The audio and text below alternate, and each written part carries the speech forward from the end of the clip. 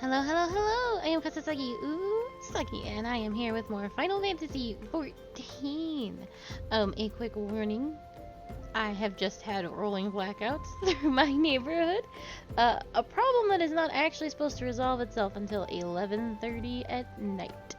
But I have power now.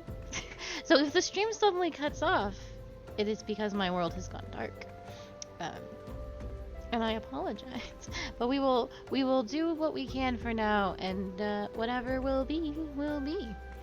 We are currently in the middle of the Final Fantasy 2.2 patch. We are going to talk to this man Hosen. We'll definitely finish this patch today. I would like to do coils today, but if we can't, we can do Hildebrand instead. I would have to gather the troops for some coils, but we shall see how it be.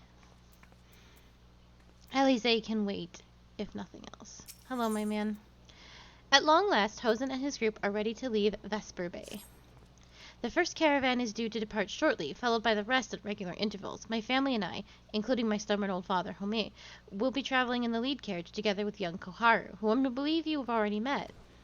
Though I understand the road to Ul'dah is regularly patrolled by your brass blades, it would give us great comfort if you could agree to accompany us on our journey.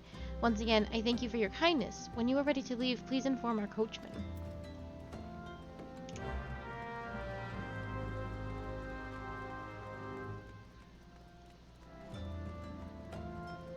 Oh, I forgot she's here. She's waiting for me to do more Hildebrand. Maybe.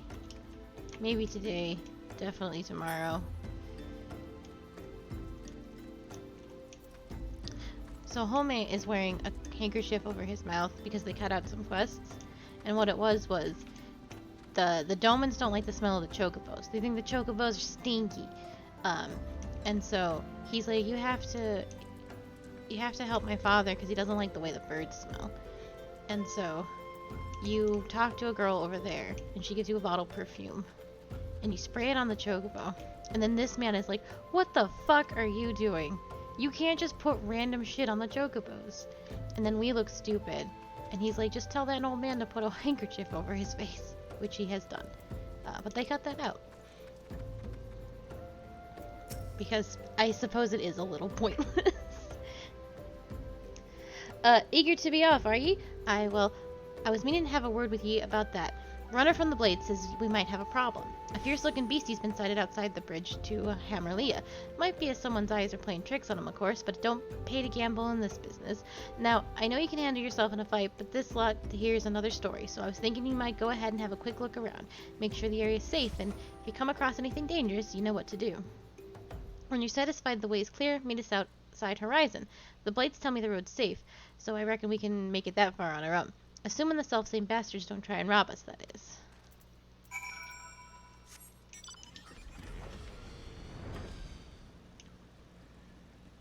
I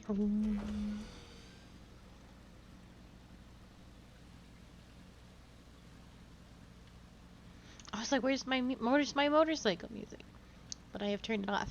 So this motorcycle plays the Final Fantasy XIV chase music when Cloud's riding the motorcycle. And it's very good.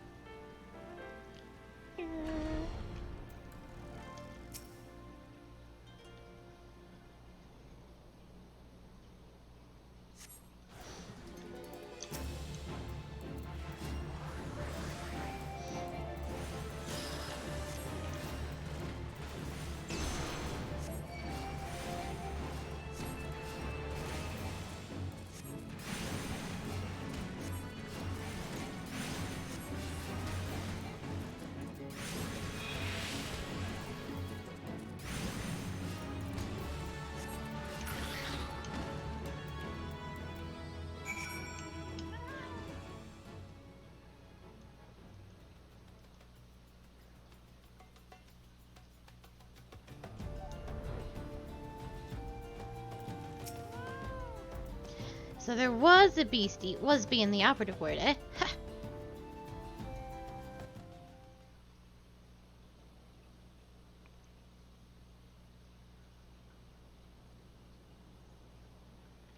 Well fought, madam, well fought. If only I were in better health, I should have been proud to stand at your side.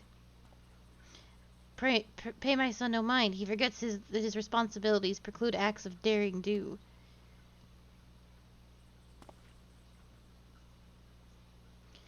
Huh.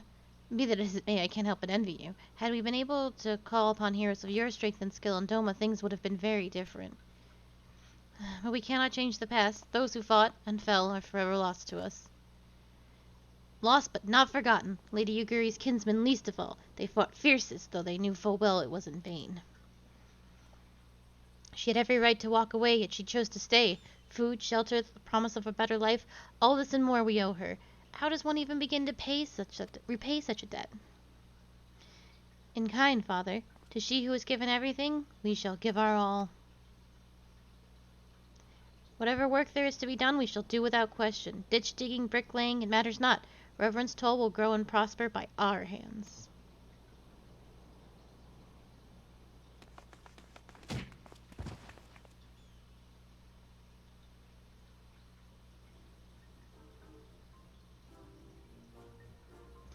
Hey, Miss Akali, Koharu and I, wanted to know why you became an adventurer.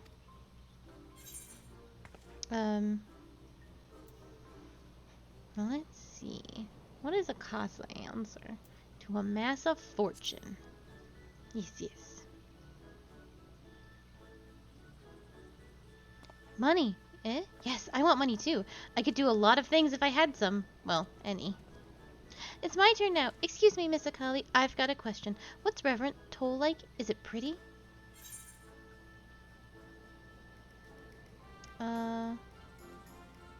It is a bustling outpost frequented by countless adventurers.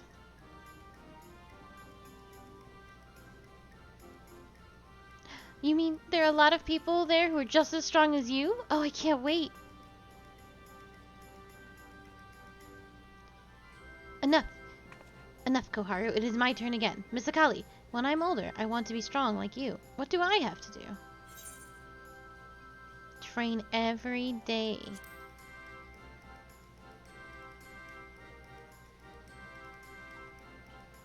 Ah, so my father was right. How do you do it then? Come on, tell me, and don't leave anything out. Alright, that's enough questions for Miss Akali. That's not fair! Why does Yozen get to ask 2 questions? I want to know about adventuring just as much as he does. Just one more, please. Do you think I could be an adventurer like you one day?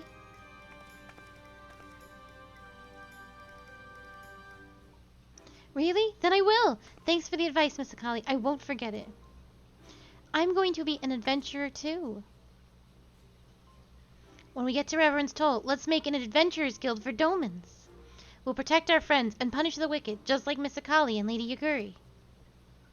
Yeah, just like Miss Akali and Lady Yuguri. Well, you can talk more about it in the carriage on the way. Will you be joining us?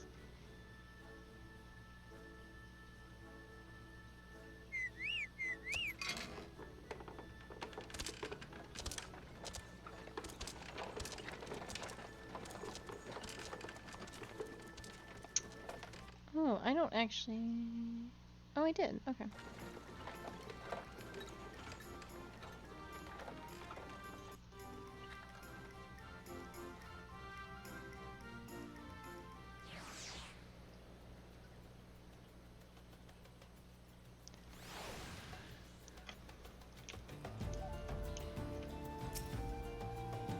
Mind letting out Master Alpha know we're here? I need to stay with the birds. I bet they could keep an entire legion with these walls. Would you look at that? It'll be good to sleep in a proper bed for a change, even if it's only for a night. How many steps are there? 100? I'm going to count. Ulda is quite impressive. Look at it.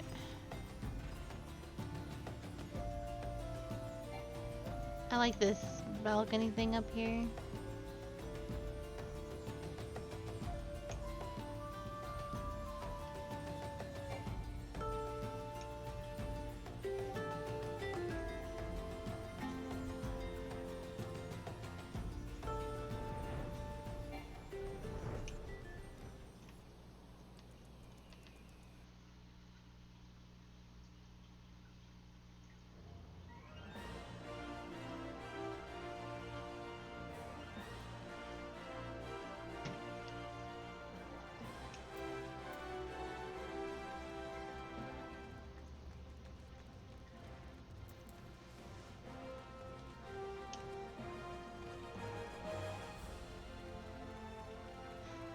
Da da da da da.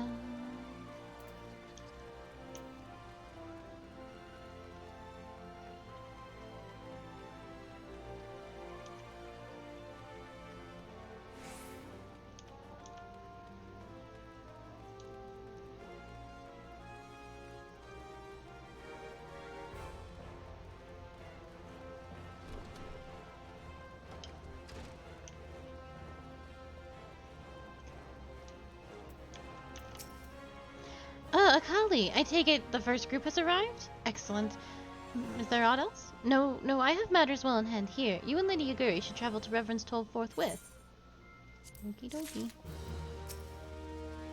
We are ready to depart at your earliest convenience, but say the word and we shall follow. Alphino would have you and Yaguri depart for Reverend's Toll without delay. It is past time Lady Yaguri met with the guild representatives in Reverend's Toll.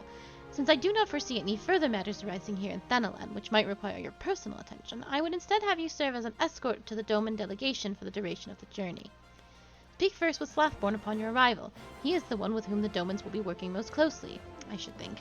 Afterwards, introduce Lady Yaguri to Minfilia and the guild emissary. If both meetings go well, the resulting tie should stand the Domans in good stead for that which is to come. Safe travels, Akali. Well, I don't know about you, Lady Yaguri, but I will be teleporting to Reverend's Toll. Bye. You, though, you can walk. Chocobo butt.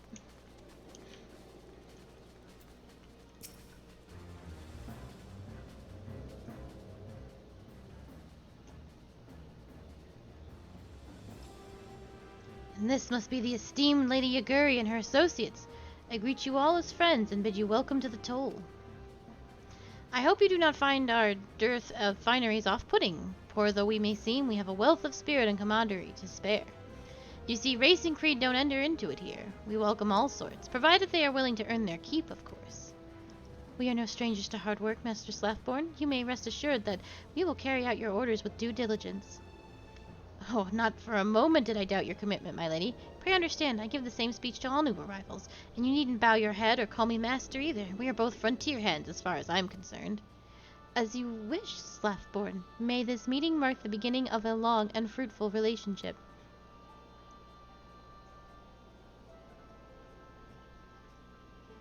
Our guests have yet to meet the antecedent. 7 hells, Akali. Why are you wasting your time with me? See them to the rising stones.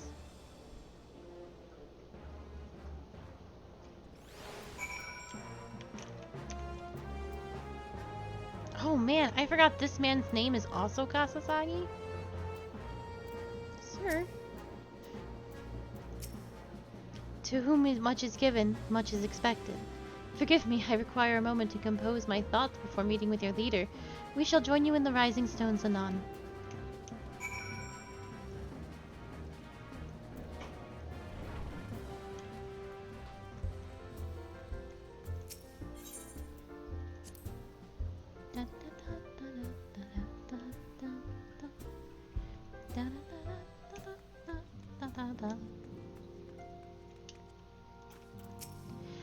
Eorzea may be a land of many cultures and creeds, but I nevertheless suspect that the Domans will struggle to adapt. As is the case with other distant lands, I have heard rumors of mysterious magics and martial arts. I dare not lend credence to these tales, but I cannot help but hope that some are true.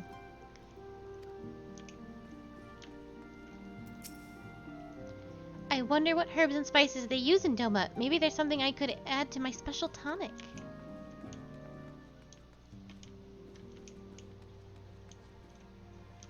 I gotta make sure Thangrid's not over here lusting after Menvilia's mom. I don't actually see him at all. Oh, that's right. He's doing stuff. He's like, looking for thieves for the crystals. That's what he and Yishdol are doing. Did they really sail that half-rotted ship all the way from Othard? Isn't that dangerous? What if it had sprung a leak? Ida, I need you to think slightly about the situation. So many youth these days fail to understand that it is incumbent on everyone to help those in need. That's why it's so wonderful that young men like Hoary Boulder rise to the occasion. This little thing is nothing compared to what the Domans have endured.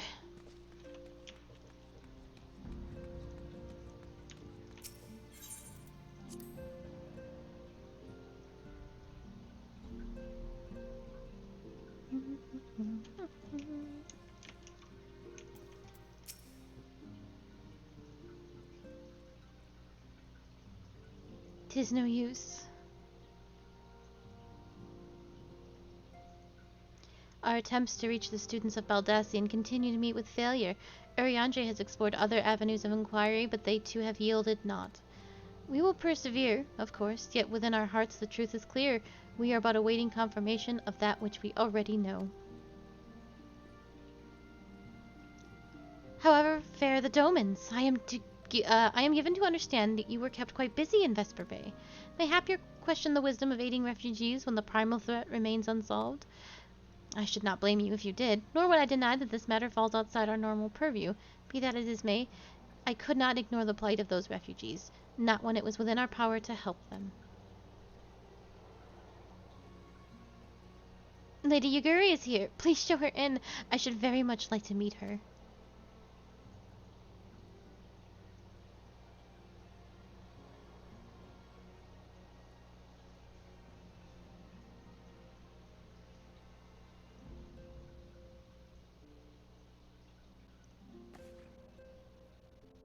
We have no objections. Pray do so with our blessing. Your answer pleases me beyond words, my lady, but are you quite certain? We have no way of knowing how many might answer my summons. In the event that Reverend's toll could not accommodate us all, we would need to find an alternative solution. Should that come to pass, we will find it together. As ever, it has been a pleasure, Antecedent. Alas, we must take our leave, as the first carriages are due to arrive at any moment. Should you require aught else, please speak with Slothborn. Lady Yuguri? Akali?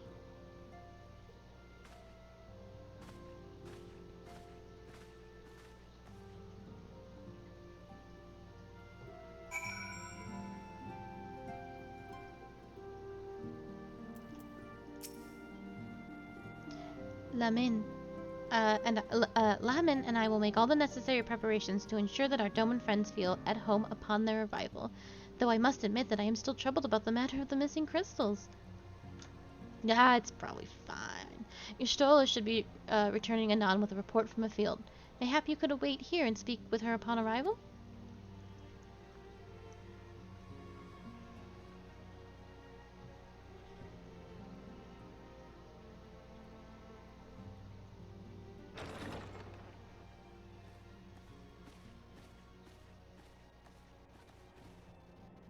How goes the fishing? Caught anything slippery? Aye. Our suspicions were well founded. The Serpent Reavers are indeed the culprits. The plot thickens. Has there been any movement in Thanalan?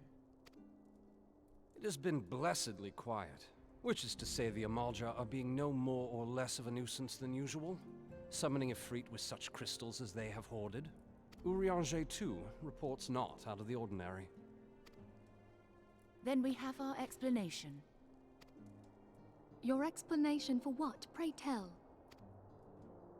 For the recent spate of crystal thefts in Thanalan, we naturally assumed that the trail would lead us back to the Amalja. Yet it did not. It led us across the sea unto Vilbrand. Vilbrand? There have been reports of increased Sahagin activity of late. Oh gods, they mean to summon Leviathan? That is the way of it, I fear.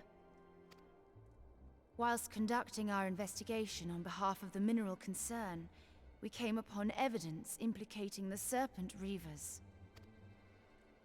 With the aid of the Maelstrom, I was able to verify our suspicions. 'Tis only a matter of time before Leviathan returns to harrow the seas. But there is more. One of the Sahagin, an elder by my judgment, spoke of attaining the gift and knowledge of eternity. Ugh.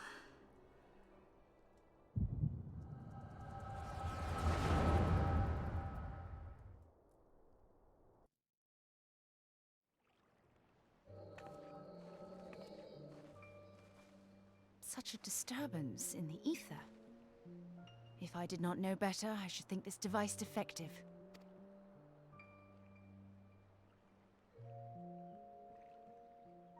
And there is the explanation.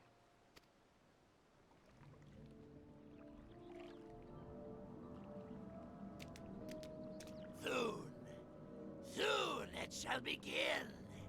Our Lord shall rise midst surging waves to wash away the finless ones.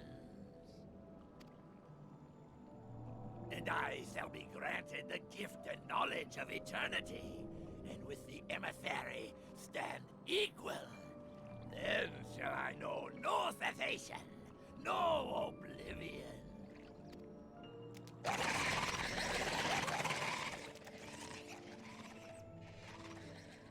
Whence comes this promise of immortality? The emissary? We have outstayed our welcome.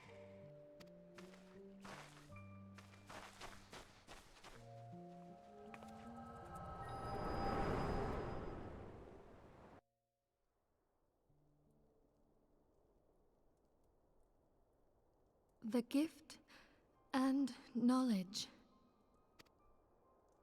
Are the two of you quite well? You shared that vision, did you not? Even before the Sahagin made mention of the emissary, I recognized Elidibus's words. He is behind this. But surely it is not within his power to grant the echo. My lady, unless we act swiftly, Leviathan will rise again. The Admiral has already requested that we intervene to prevent this. Failing that, we are to attend to the Primal's extermination. She will have our full cooperation. Let us make haste to Limsa Lominsa. I mean to play a part in this mission. Tataru, pray, take charge in my absence. My lady, are you sure this is wise? I am aware of the risks, but there is something I must see with mine own eyes. The true nature of the echo. Very well. I shall not stand in your way. On the condition that you permit me to accompany you as bodyguard. Your company is ever welcome, Thancred. I take it something ill is afoot. Aye, a Primal is about to be loosed upon Eorzea. A primal? A godlike being whose very existence is a bane upon the land. We scions of the Seventh Dawn are sworn to put an end to their kind.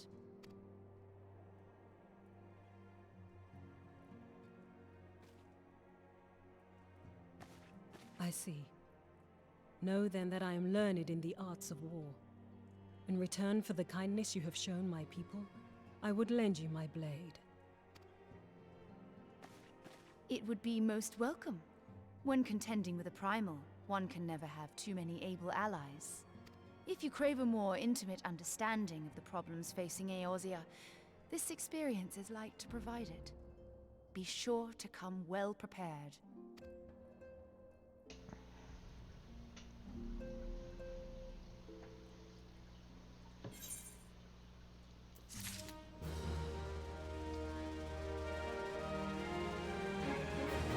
Oh, Manphilia, we're so close. Minfilia wishes to share some final words on the coming mission prior to departing for Limsa Lominsa. Plainly, should the worst come to pass and Leviathan is summoned, our only recourse would be to face him in battle. Given past experience, you may very well think that the eventuality inevitable. Yet so long as there is a chance that the Primal's return might be prevented, we must needs spend all our efforts toward achieving that goal. Before we do aught else, let us hasten to Limsa Lominsa and meet with the Admiral. She will not have been idle in the intervening time, and will doubtless have valuable information to share.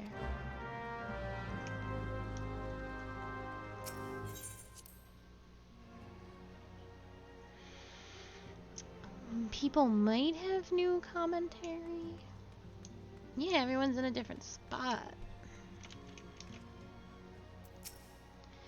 This Leviathan business has everyone all wound up, but I say it's times like this that we need to get unwound. Even though Thancred will be watching out for her, I cannot help but fear for Lady Minfilia. As her mother, I am ever concerned for Minfilia's safety, but she is her own woman now. If she would venture into the midst of danger, I will not bar her way.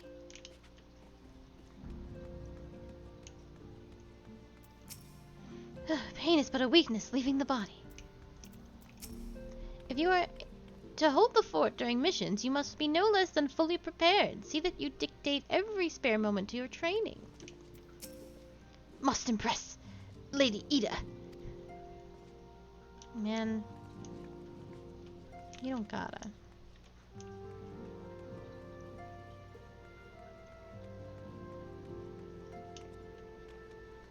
But we can just go to Limsa Lominsa.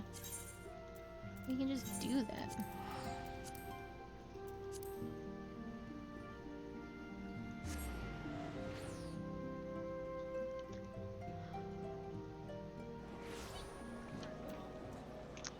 I think the Admiral will be right here.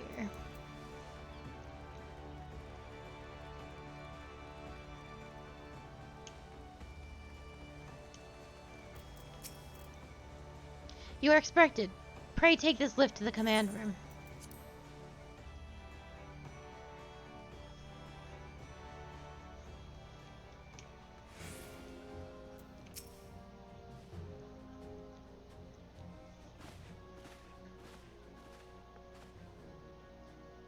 Welcome, friends. I take it Y'shtola has appraised you of the situation. Let us waste no time, then. According to our best intelligence, the Sahagin had not crystals enough to summon their god. Alas, we did not count on the Serpent Reavers venturing as far as Thanalan to supplement their catch. For our short-sightedness, we are faced with the grim prospect of Leviathan's imminent return. Needless to say, I am not inclined to let the fishbacks have their way. Even as we speak, the Maelstrom makes ready to launch a large-scale operation to thwart the summoning, and we would welcome the Scion's support in this endeavor. But if, gods forbid, our efforts should come to naught, I will need to trouble you for more than mere support, much as I did when Titanless walked these lands.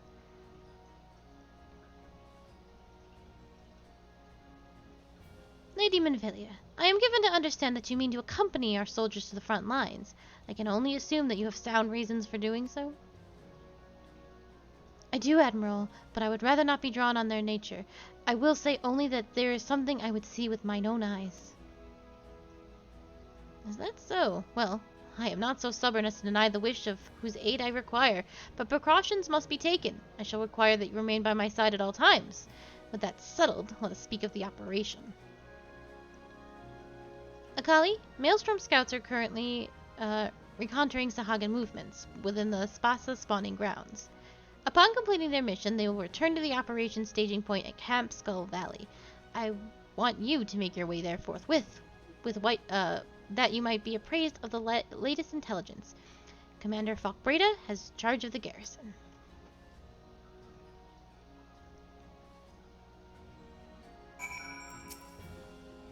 There may not be a better chance to learn the true nature of the Echo. I cannot well allow this opportunity to pass me by. Yes.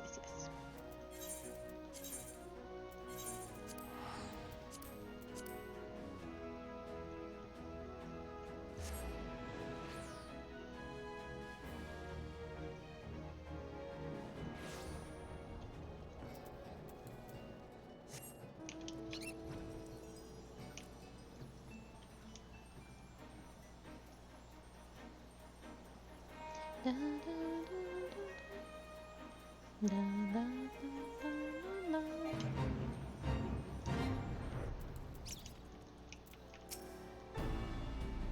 I've been expecting you, Scion of the Seventh Dawn. On behalf of the men and women here, I thank you for your cooperation. The safety of our citizens is paramount. With your aid, we will prevent Leviathan's return. Falkbrita is growing ever more agitated by the minute. As you may already know, Maelstrom scouts have been dispatched to reconnoiter the spawning grounds. Though it pains me to admit it, the Maelstrom has never faced a foe the likes of this before. We must proceed with all due caution. Among other things, they have orders to determine where Leviathan might emerge, assuming it comes to that. And yet, their return is long overdue. I fear that ill may have befallen them. For better or worse, we must ascertain their fate. If it is not too much to ask, I would have you aid us in this search. 5 scouts ventured into Sapsa all told. Here, take this flask of restorative to tend those who may have been wounded. Though it pains me to even consider the notion, if they have perished, circumstances permitting, I ask that you recover their bodies. By no means venture too deep into enemy territory, however, we can ill afford to lose you at this juncture.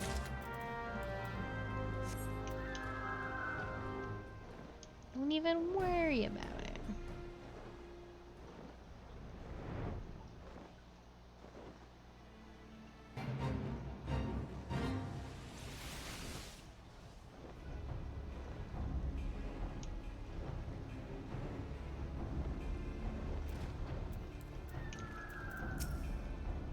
Hope somebody of all times to forget a restorative. Ugh.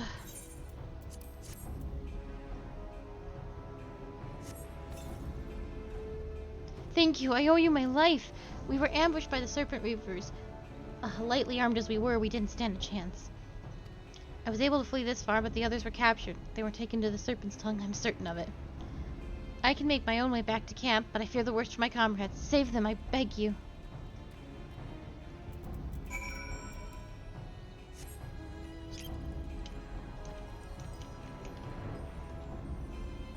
Oh, the game didn't like that I did that. I didn't mean to do that, but it didn't like it.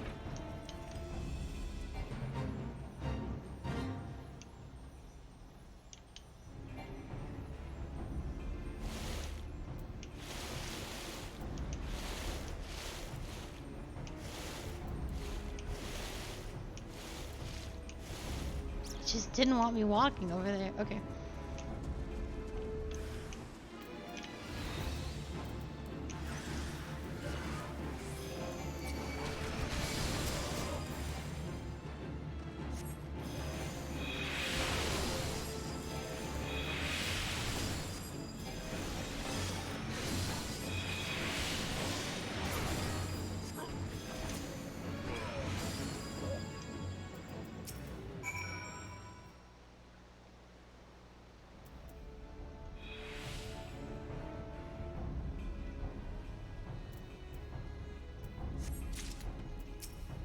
I just shove bodies in my pocket constantly.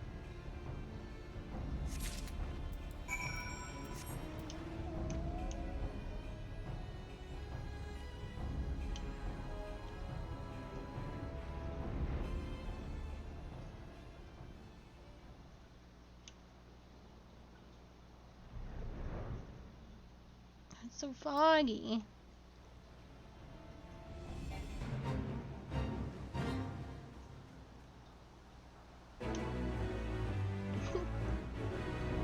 Did it.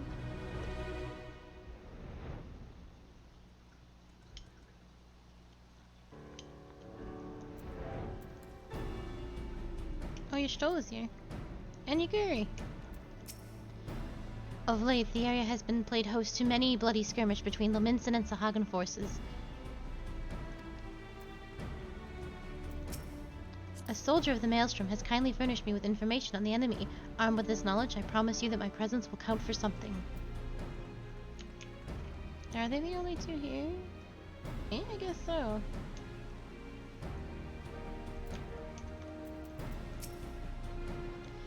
You've returned. Thank the Navigator. When I learned that you went to the Serpent's Tongue by yourself, I feared that you would meet an untimely demise. But tell me, what became of the others? Dear gods. These wounds were not intended to kill, but to torture and maim. Does their savagery know no bounds? Enemies or no, they go too far. I dread to think what may have become of the two who remained unaccounted for. I pray they haven't suffered the same evil fate. At the very least, one of my men came back alive, and for that I owe you my thanks. The price we paid was dear, but we have the intelligence we need. Even as we speak, the Admiral finalizes the details of the operation. The war horns will sound any moment now. Be ready to sally forth when they do.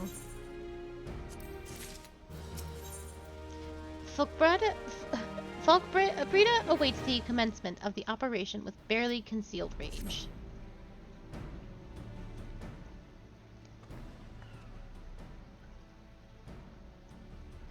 Thrice damned fishback bastards! I'll kill them slowly and then chase their rotten souls through the seven hells.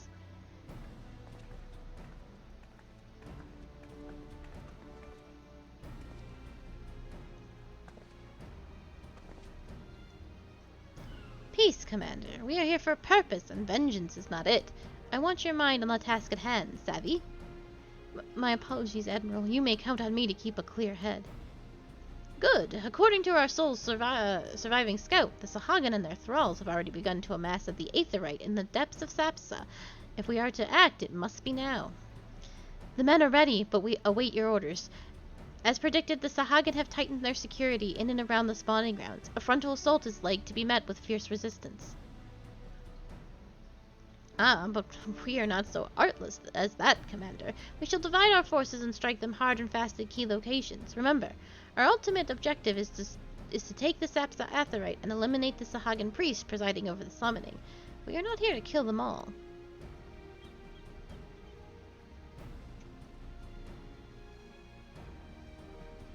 The Maelstrom shall engage and distract the Sahagin Legion of drowned pirates at the Serpent's Tongue, Commander. You have charge over this effort. Be mindful that the lay of the land there is devilish for attacking forces. Let the foreign levy spearhead the assault and have subsequent units fan out to cover their flanks. At the self-same moment, a diversionary squadron formed of galleons from the Crimson Fleet shall harry the enemy from offshore. And likewise, we Scions shall form smaller units in hopes of confusing the Sahagin defense effort. Akali and Y'shtola, the two of you are to make your way to the site of the summoning ritual. The Admiral's diversion should serve to thin the enemy's defenses, rendering your path less perilous. A small party, I believe, should be able to win through without drawing unwarranted attention. Thancred and Yuguri, your mission is to lure out as many Sahagin as possible out of the spawning grounds. Having done so, take to your heels and circle round to join the infiltration unit of Y'shtola and Akali. When all has been set in motion, I myself shall cut a path to the Aetherite, accompanied by Lady Minfilia, as was agreed. Well, don't let me keep you, friends! To battle!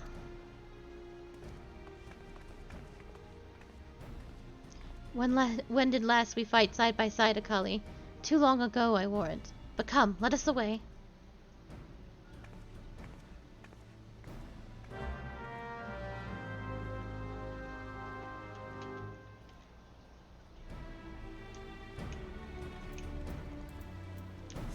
Wait. Once everything has been set in motion, I too shall make my way to the Aetherite. As previously agreed, Lady Minfilia will be with me. Even with the diversions, the path to the Aetherite is bound to be fought with danger. Pray be on constant guard, Akali.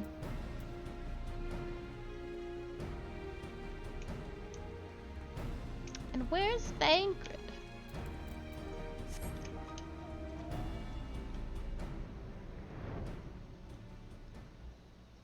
For I much desire to speak with him.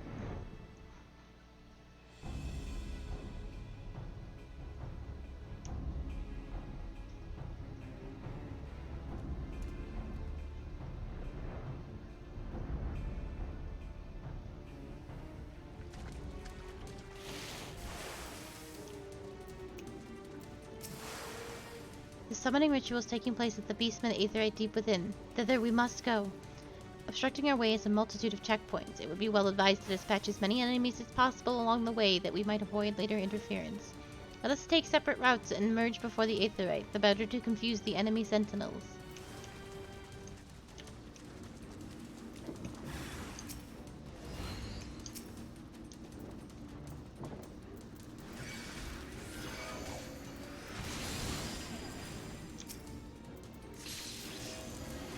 That's not the button I wanted.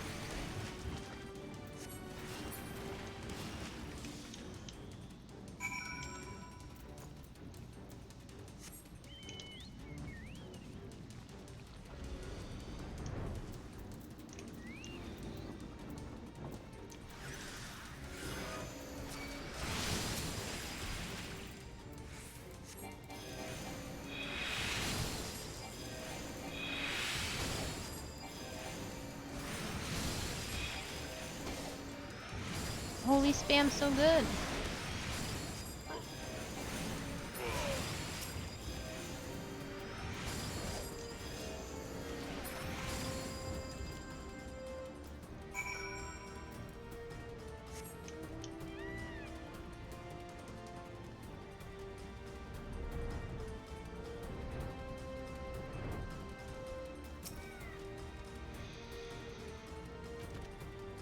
You stole her.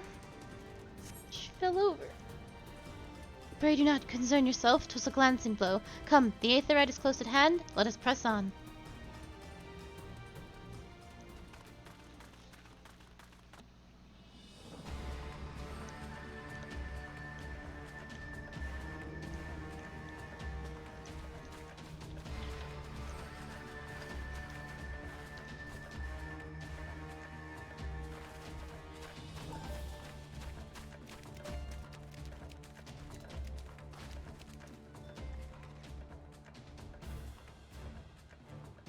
Damn them.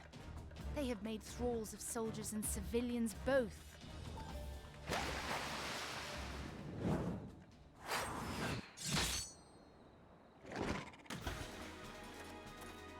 Did I miss much?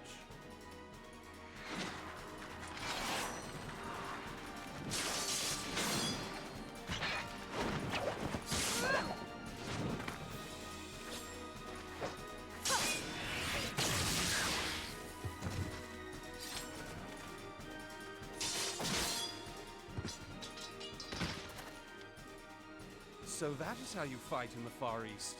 Mental note, pick no quarrel with Domans. But seriously, if I am to keep up, I must needs forsake elegance for efficiency.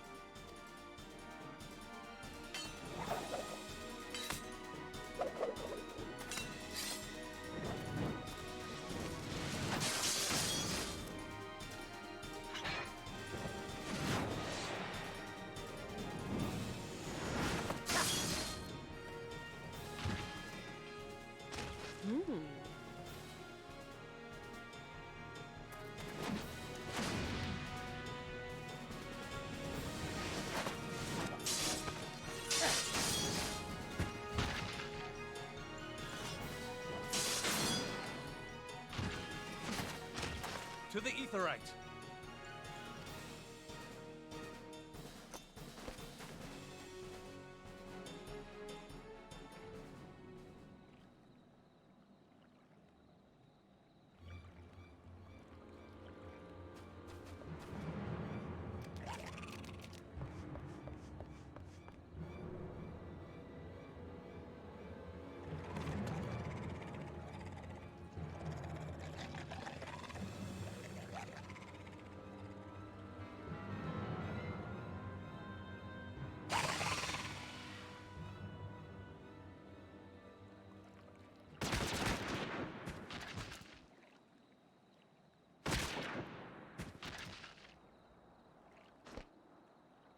You'll forgive me my lateness.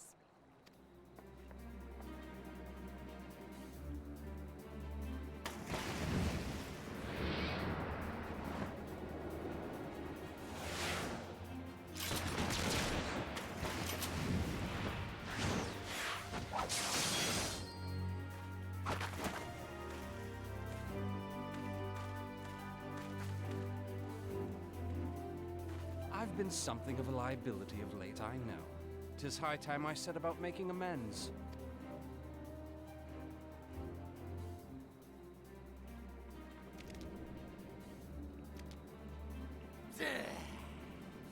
Long have you shriveled Sorewalkers tormented our kind. But no more! Your time is at an end! You shall perish with salt in your wounds and sea in your lungs.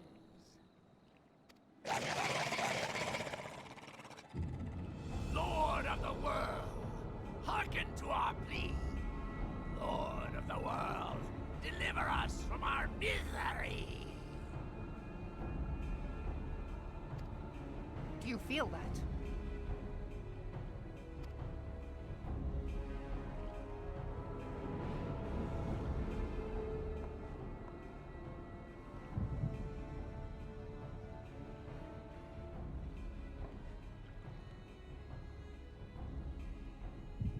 I know this sensation. It's the echo. What?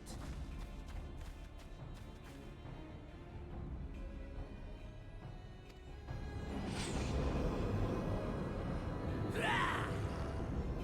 Such power!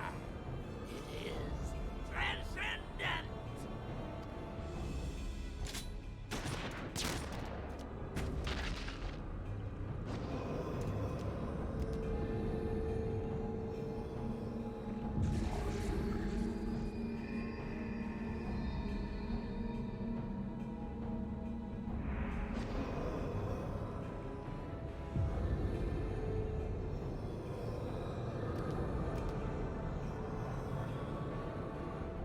Seven hells!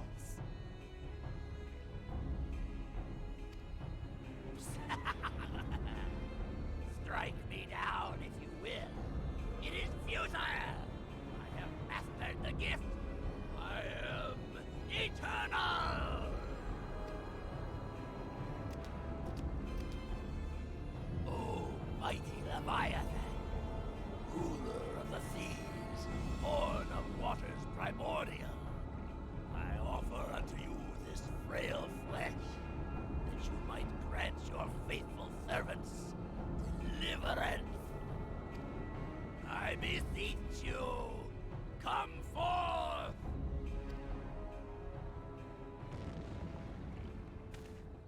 Die, damn you!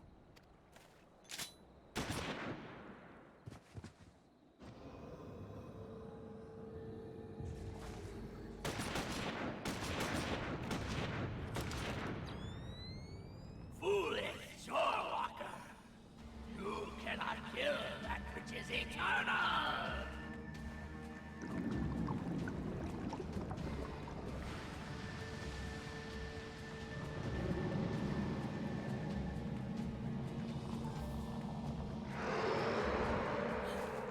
Heavens forfend.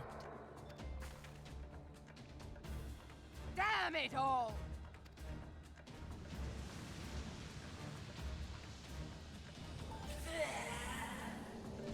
My being ebbs away.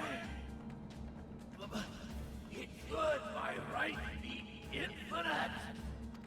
Am I not immortal? Curse you, emissary! You promised me everlasting.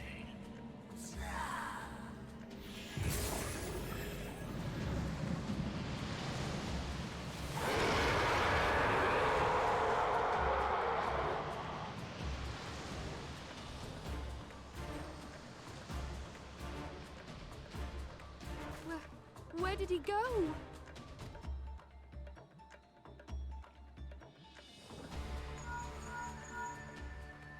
What say you?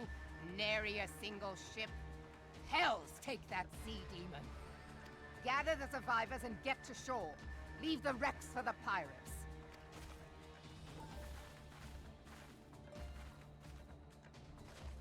Leviathan wastes no time.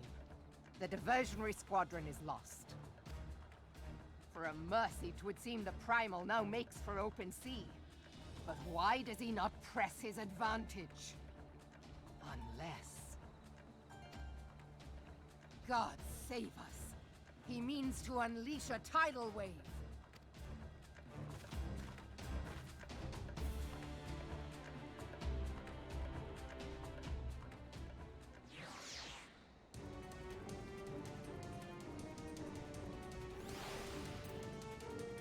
Well, guys, this is a sticky situation. The gods of this realm are vengeful beings. 'Tis of little wonder the Garleans fear their kind so. If we meet Leviathan on open sea, we put ourselves in the Primal's mercy, who must think of a way to face him on equal terms. Though the mission ended in failure, I take solace in the knowledge that Minfilia is unharmed.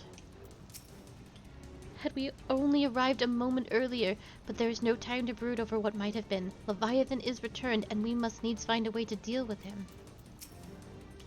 Understand I speak of no normal wall of water. That which Leviathan makes ready to conjure carries more destructive power than aught seen in nature. Enough to raise entire coastal settlements. If his last attempt is any guide, we cannot suffer history to be repeated. Yet how in the seven hells are we to prevent it? Merwub is brooding over Leviathan's return. Though our plight cries out for action, we must take thought. So long as Leviathan remains on the open sea, he is effectively beyond our reach. Our fleet is second to none, of that you may be sure.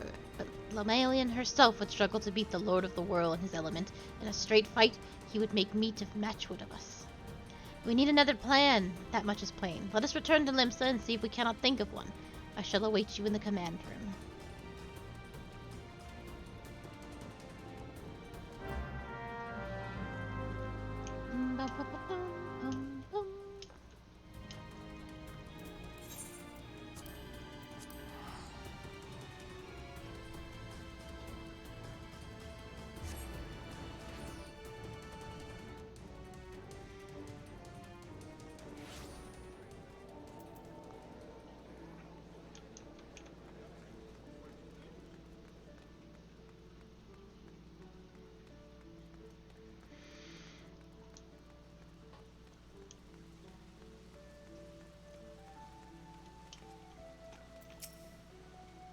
You are expected in the command room. Pray do not keep the Admiral waiting.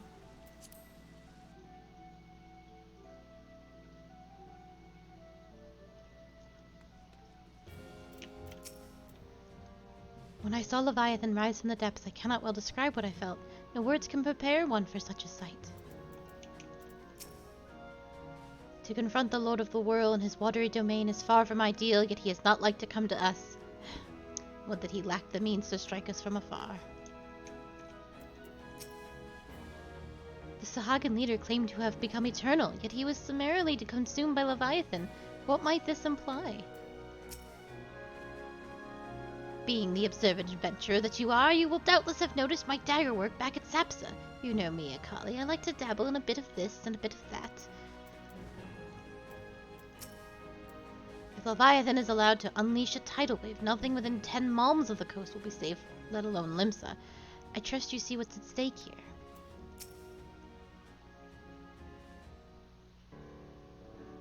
There used to be a hamlet beyond South Tidegate in western Lanosha. Hearthstone, 'twas called.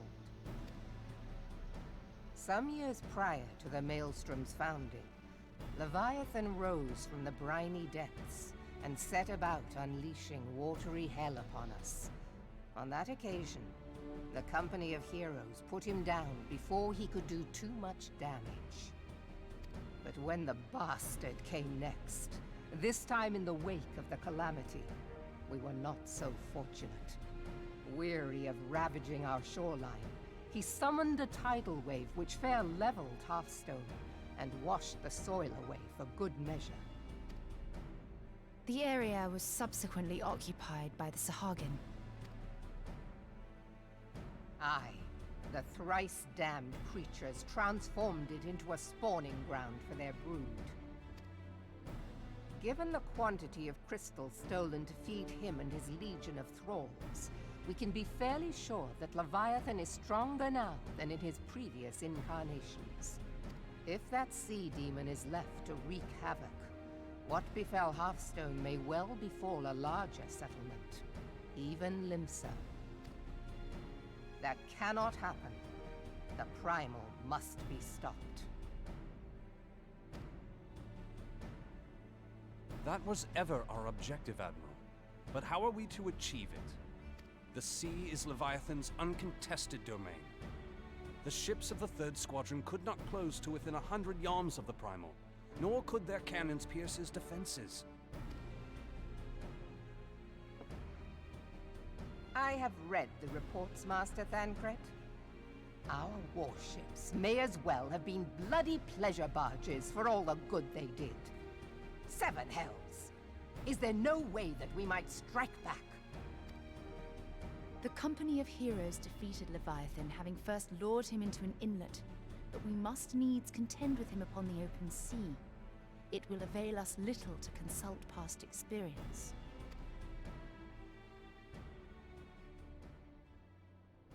Admiral, if I may.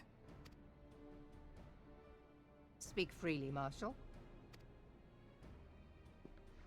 By all accounts, Leviathan's most formidable weapon is the very sea itself. Waves and whirlpools, tides and currents, all these things are his to command. The key to victory, I believe, lies in disarming our foe. This, in effect, is what the company of heroes achieved with their ruse. We cannot lure Leviathan from the sea a second time. But what if we could weaken his hold upon the element of water? I have heard of devices capable of such wonders. They draw upon the power of corrupted crystals, I am told. If mounted upon a ship, such a device might be used to prevent Leviathan from bringing the full force of the sea to bear against us, rendering him no more dangerous than any other sea serpent. Of course! Sid built a similar device to grant the Enterprise safe passage through Garuda's Tempest, did he not? Begging your pardon, my lady, but to give credit where it's due, this is something I heard from an old arcanist friend of mine. It makes little difference who thought of it first, so long as it works. Beg the specifications of this device from your friend, and I shall pass them on to our people at Naldic and Vermelis. But before we proceed any further, I would voice one concern. Piercing Garuda's defenses is one thing. Suppressing Leviathan's attacks, quite another.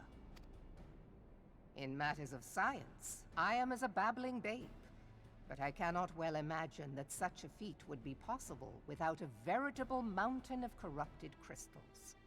The question being, do we have a ship big enough to bear such a burden? Mayhap not, Admiral, but two might. Recall you the tale of Mistbeard's greatest haul? It is said that he lashed 2 ships together, side by side, the better to bear his plunder. By your leave, we might attempt to repeat the trick. The gods know it would be quicker than building a new vessel. Mistbeard did this. Truly, Marshal, upon the subject of the Pirate King, you are as a scholar.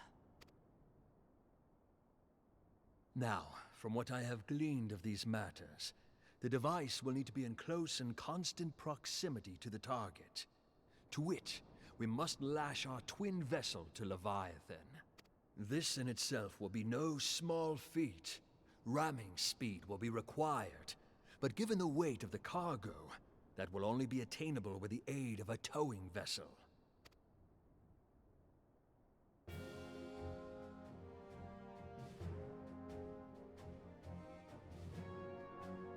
Suffice it to say, the task of piloting said vessel will entail considerable danger, and I would not ask it of another. I volunteer myself. will be dangerous for all involved, but we have no better recourse. Very well.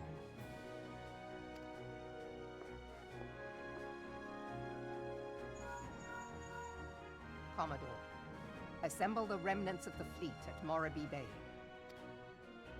Give priority to our soundest vessels. The repairs can wait.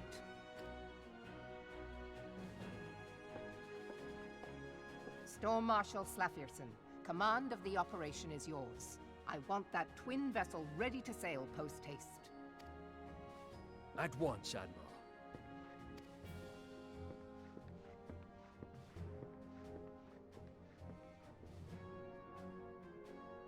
And then there is the small matter of slaying the beast. The fate of Limsa Lominsa rests upon your shoulders once again. Go well, warrior of light.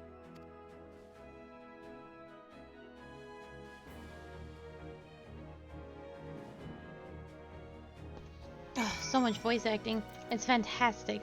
I've been able to sit here and eat chips, and it's been phenomenal. Oh, all the same stuff?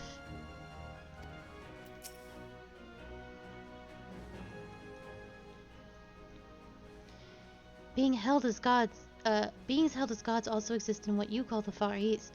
Legends tell us that they walked among us in days of yore, but I confess that I never truly believed them. That I should live to behold one is humbling and horrifying in equal measure.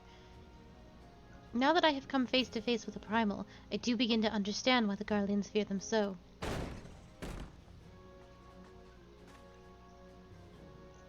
What is it? A message, Admiral. I judged it best it be delivered at once. I am listening. According to the Yellow Jackets, a man has appeared who claims to have defeated Leviathan. One of the company of heroes. The details are yet hazy, Admiral. We have dispatched one of our own to question the individual. I am disinclined to put any store by this claim, and even should it be true, it is as Shastola said, none save the company of heroes bested Leviathan, and we know how they went about it. If this man is of their number, what could he tell us that we do not know already? And yet, having wagered Limsa's survival on 2 ships, some rope, and a pile of crystals, can we afford to ignore this man?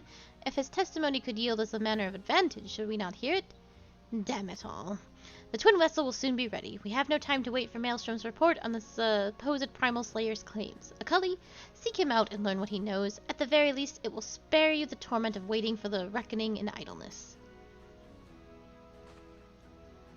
The man you are looking for is believed to be a resident of the Grey Fleet in Lower Lenosia.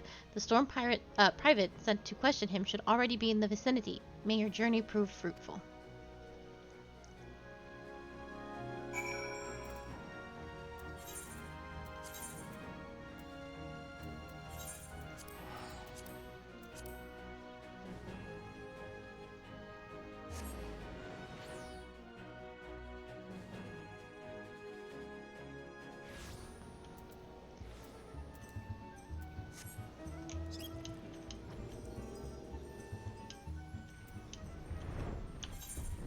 Oh gosh, there was an echoey sort of sound that was coming from the aetherite, and it sounded like the hatch in Dead by Daylight. And I was all like, huh, huh, where?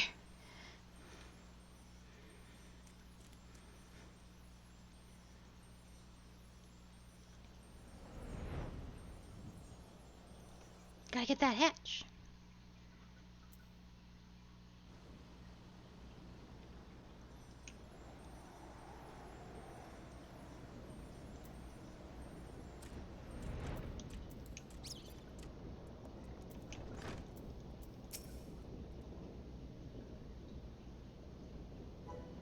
Now look here, you. Yeah, I'll have your bloody story right after you carry these sacks of grain over to the mill. But sir, you said before that if I picked oranges for you, and before I mucked the chocobo stables, and before I rolled the milestone over the mill, and also before... Gods, man, I've worked 3 days straight without a wink of sleep. 3 days, and do you hear me complaining?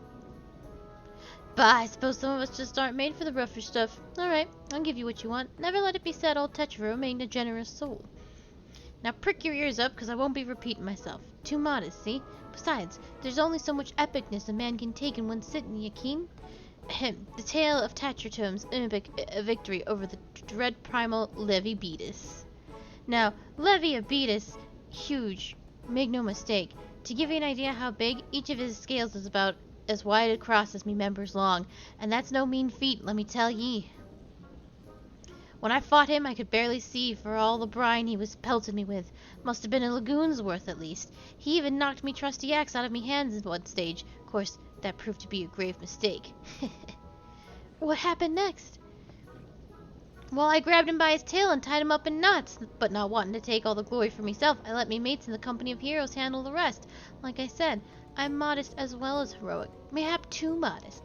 Now, there's some, as you say, can never truly beat Levi-Beatus, that you've got to learn to live with him and make the best of a bad situation. Not the company, though. Ah! It's you! I'm sorry, I didn't mean it. I was just enjoying the attention is all. I take back everything I said. What? I was never part of the company of heroes. I am no murderer. I'm actually a complete coward. I'm nothing. I'm chocobo dung. No, I'm the maggots you find wriggling in chocobo's dung. I have to lie to women to tumble 'em, and that don't happen much. Me member's tiny. It's pathetic. I'm sure as hell didn't fight Levi-Beatus, but I have seen him with me own eyes. It was a fair few years back when I was working as a baker's hand. I was shirking me duties one day, loitering about the harbor when I saw it. A great big massive steam serpent some miles off the coast with a fleet of galleons making straight for it, cannons firing. I was so bloody scared I soiled myself right then and there. Well, oh gods, just remembering that day made me soil myself all over again. Hey, what do you... If you're asking about Levi-Beatus, it means you're planning to fight him, ain't ye? Well, take care. He really is terrible. Dreadful, I tell you. If you're not careful, you'll end up in the gullet or at the bottom of the sea. Why, you worthless lying horse, son! I can't believe you made me handle chocobo dung!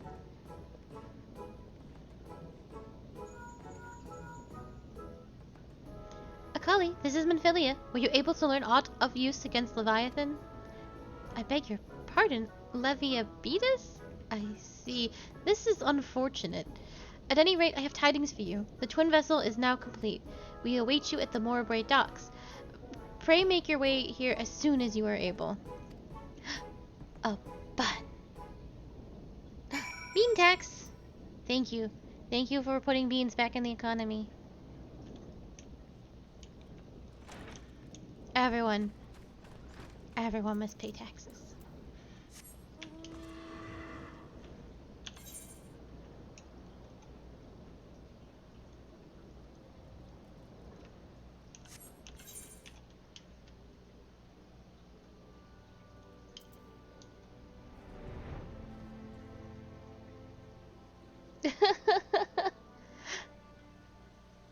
If you can get into my queues, or if you just wanna by all the means.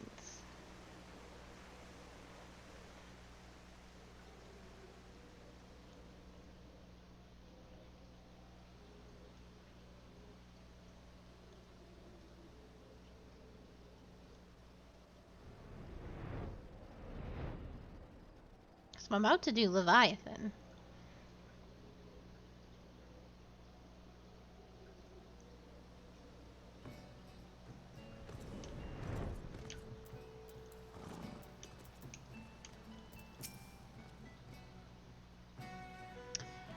I am on Aether in Midgar Stormer. To complete the twin vessel in so short a time and with limited materials, the people of Natick and Velma have won an admirer in me. When First Master Enzir proposed the twin vessel, I must confess that I had my doubts. Only now that the Wool Eater is complete do I see the elegance of this solution. They are making it so that we should all be able to hang out together someday. So, maybe one day. Would that we had armed ourselves with more knowledge beforehand. Well, it cannot be helped. I take comfort in the fact that you have faced worse odds in the past and have ever prevailed. You will do so again, of that I have no doubt.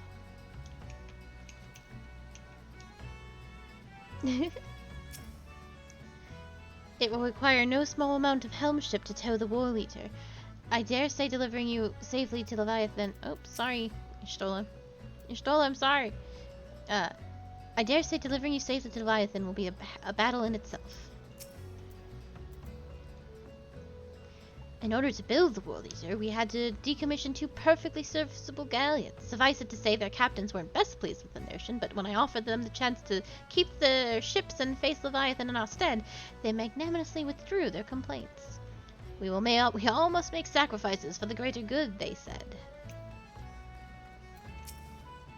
I'm told your jaunt to the Grey Fleet proved fruitless. My sympathies, lass. I'll wager it served to take your mind off the events of recent days, though. But enough of that nonsense. The moment of truth is upon us. The twin vessel, the War Leader, I call her, is complete. And she surpasses all my expectations. In addition to her prestigious tonnage, when she had been fitted with a platform that you and yours might maneuver freely in battle, I would mention also that she is nigh unsinkable. But I'm not one to tempt fate. The War Leader and her crew stand ready, my friend. You just give the word, and we shall bear you to Leviathan.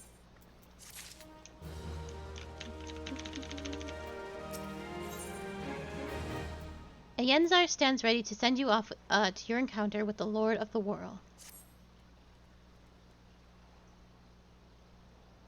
Ah, I know that look. You are ready. Having been constructed in some haste, the War Leader may not be pretty, but I assure you she is capable. She has been fitted with what our friends at Nalik and Velimirs are calling an elemental converter. Assuming the thing works, it will use the power of the corrupted crystals on board to rob Leviathan of his hold over water. Depending on how many unfolds, you may well need to activate the device manually. Keep that in mind.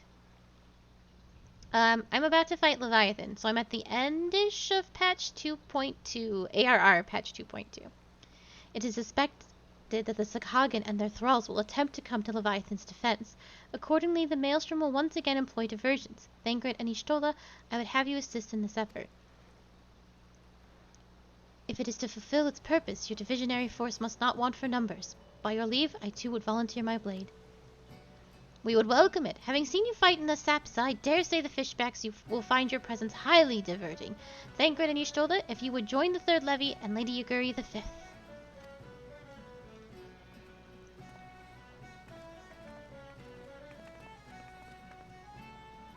But what words have I for the woman who has made a sport of slaying gods? Only these. Go warily, for the sea is as unforgiving a place to wage war. May the navigator guide you through the storm, warrior of light. I would echo the Admiral's sentiments and add a few words of mine own. Know that we all have the utmost faith in you, Akali. May the crystal bless and keep you.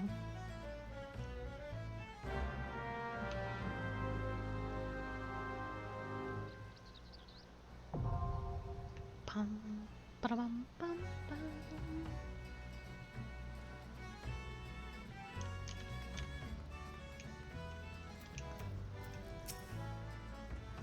Yep, it's all the same dialogue. Okay. Let us away. Dun-dun-dun-dun. I am good. I'm actually quite sleepy, which is not new. But how are you?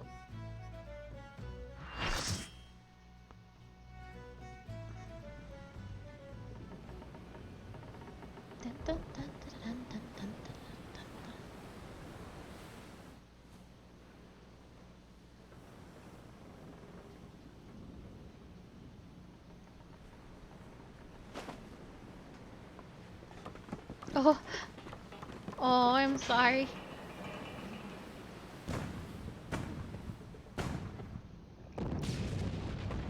Be strong.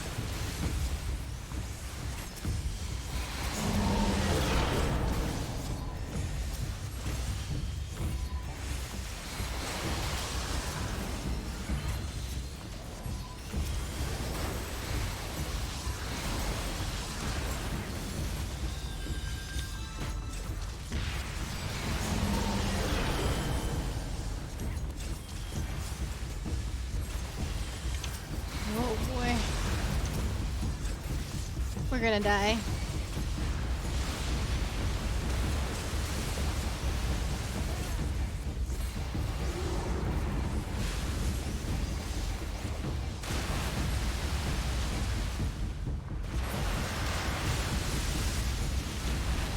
That was my fault.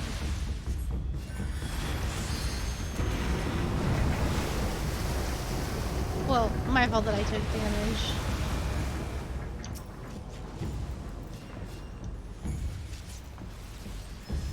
People are attacking the wrong side. Wait, there is no way we're surviving this.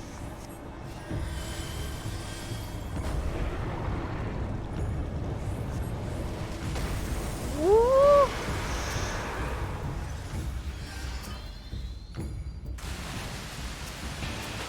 Oh gosh.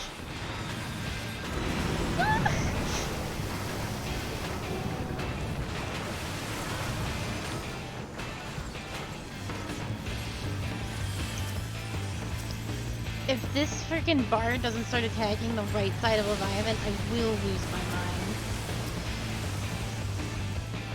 No, I'm not actually. The dancer and the bard are both awful. They just won't listen. I already typed what you had to do in chat. Ugh. Let's see. Well, that didn't work because I think I'm being. I have aggro the tail. Oh my.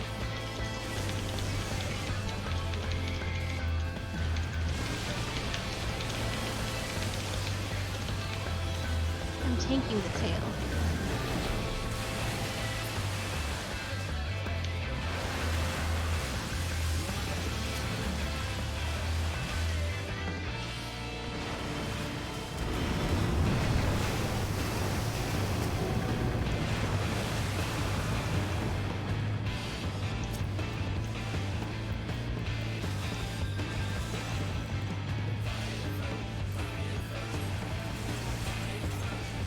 I'm gonna die.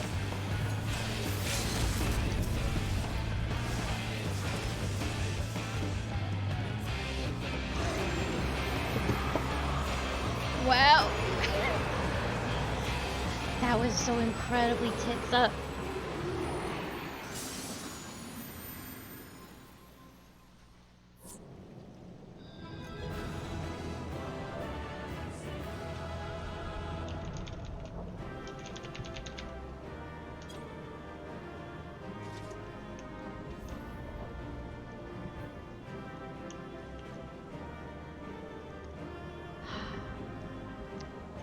Every dungeon's like this.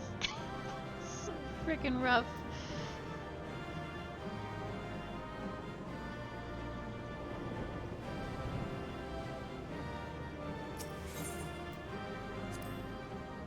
I got one comm for that.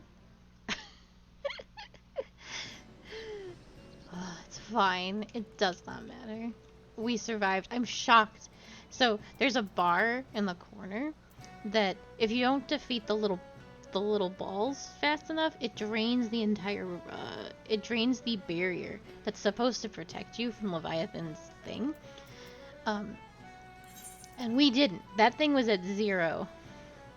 That thing was completely at 0. And that's why the healer instantly, my co-healer instantly dropped.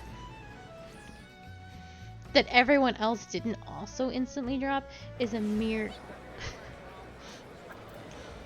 It's an absolute miracle.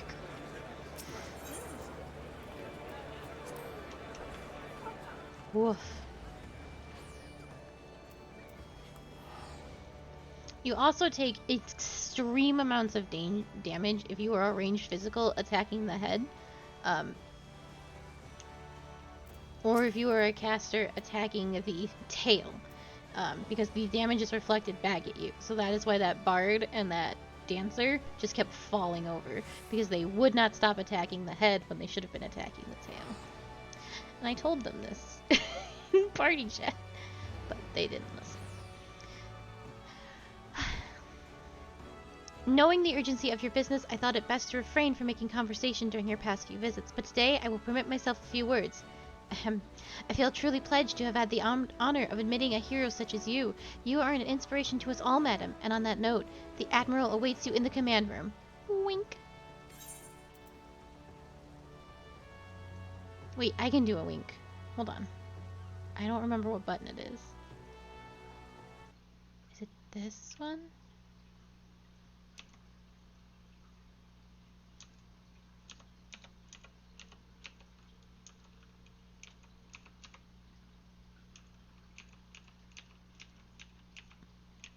We have to actually open this thing.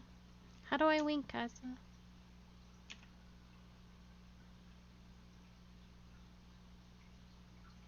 Oh, that's not really a wink. She just makes a kissy face. Well, I tried.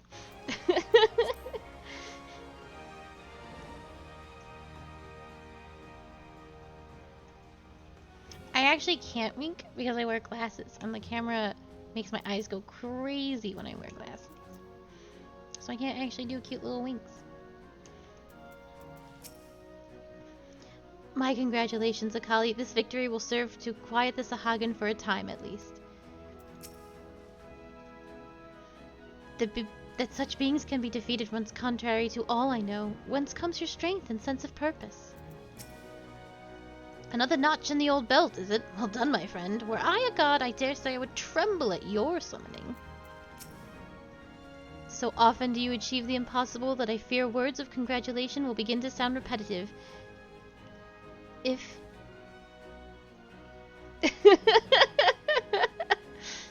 I couldn't remember which button it was. If indeed they have not already, with this in mind, I shall only say that I am glad to your safe return. A number of things did not go exactly to plan, I will admit. Yeah, you don't say? That is an understatement. Leviathan denied us the luxury of ramming him, for one. But let us not quibble over the matter of the victory, eh? If Limsa is safe, and we are yet undrowned, I conclude that it has been a good day.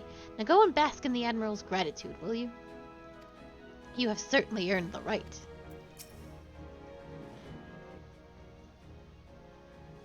We Lominsons are sworn to strive, till sea swallows all. And swallow all it would have, had Leviathan prevailed. That we still strive now, we owe in no small part to you. Not for the first time, you have delivered Limsa Lominsa from the wrath of a primal. Never has our nation known a stouter ally. On behalf of my people, I give you my humblest thanks.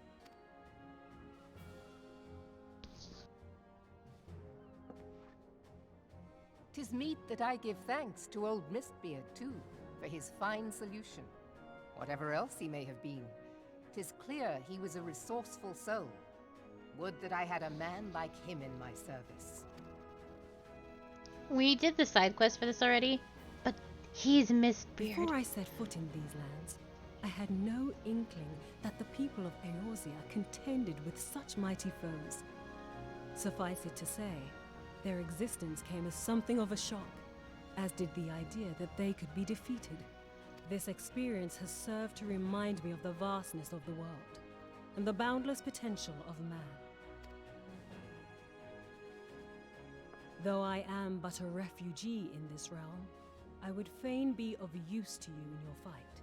Know that I am tutored in one of the foremost combat arts of the Far East. It may seem outlandish to the Eorzean eye, but should any of your people care to learn, I would be pleased to initiate them. And I will see to it that they are grateful. I have no doubt that your knowledge and skills will serve us well. Besides, your art is not so outlandish as you think. Would you not agree, Master Thancred? Naught escapes your searching eye, Admiral. Few are privy to this information, but Limsa Lominsa is home to a certain secret fraternity. Its members are trained in a form of combat not unlike your own. What are you talking about? By my judgment, it should not be beyond such individuals to adapt to the techniques I witnessed you employing with such admirable deftness. I am heartened to hear this. I too noted a kinship between your style and mine own, though it seemed to me that you fought differently in the beginning. I suppose I did. What can I say? I'm a man of many talents. Though you may labor to believe it, Thancred was once something of a scoundrel who fraternized with the criminal class in these parts. Yestola! You jest, of course. But for a chance encounter with Alphino's grandsire, he might never have left Limsa Lominsa, or received an education in Sharlayan, or taken up his post in Uldar, which is where he trained in the blade, lest you wonder. Minfilia, please! It would seem there is more to you than meets the eye, Master Thancred. Lady Yugiri, I am told that you and yours came to Eorzea seeking permanent resettlement, and that many domins have since been engaged as frontier hands at Revenant's Toll. Moderna is many things, but a place of refuge it is not. Know that I would like nothing better than to furnish your people with a new home here on Lominsan soil. Alas, racked by instability as we are, our nation is in no fit state to take you in. Yet I'll not have it said that we turned a blind eye to your suffering. Until such time as we can do more, I pledge to send provisions. We are in your debt, Admiral. I realize that it scarce qualifies as repayment, but if it please you, I shall set about sharing my martial knowledge with your people at once.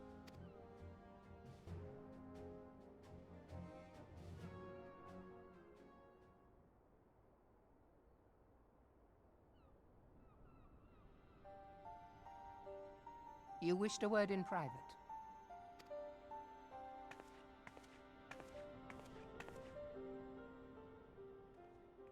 The better not to spoil the festive mood.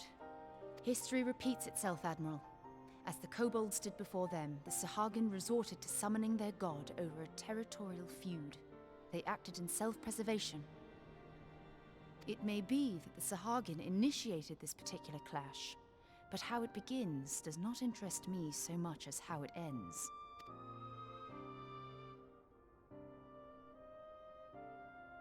I have not forgotten our conversation, Y'shtola.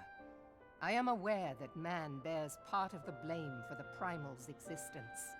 Nor am I ignorant of the Sahagin's reason for acting. They sought to secure a place to breed and multiply that their kind might survive. Self-preservation, as you say. But we have as much right to live and thrive as they. If our own survival is threatened, are we to lay down our arms and welcome oblivion? Nay. And so you kill, that you might live. Yet if living is a right, then that right belongs to all peoples, be they men or beastmen. I'll not deny your reasoning. But when a storm gathers, it falls to me to see my people safely through it. That is my duty, and I shall do it.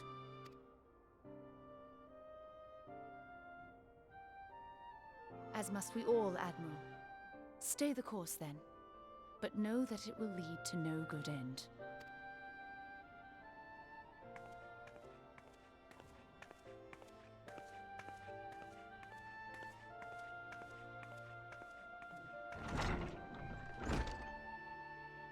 Man has ever put himself first and foremost. To justify his actions, he clads himself in the armor of righteousness, though it be a fancy of his own making. In this, mayhap the Garleans and we Domans are not so different.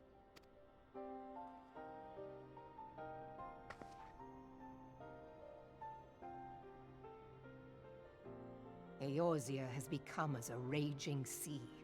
If we are to keep our heads above the waves, we cannot scruple to drown the man next to us. When hopes of coexistence founder, strength must determine who has the greater right to live.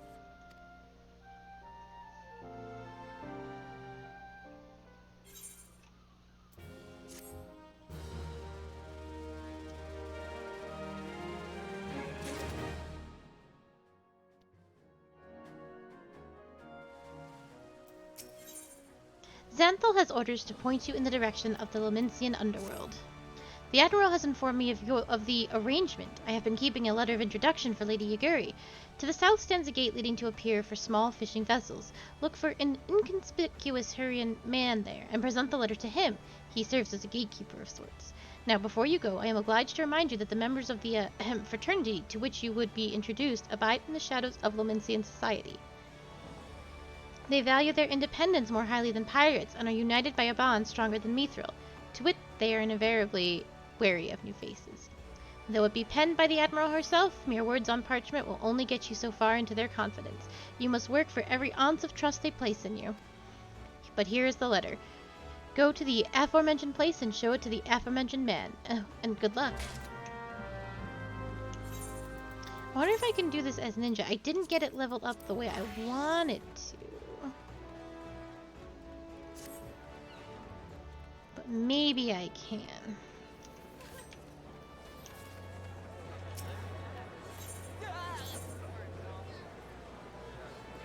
Oh, I don't actually think.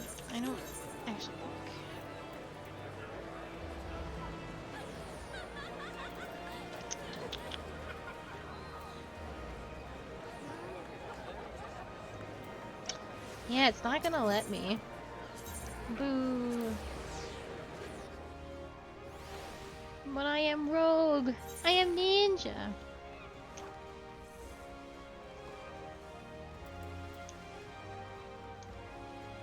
Please.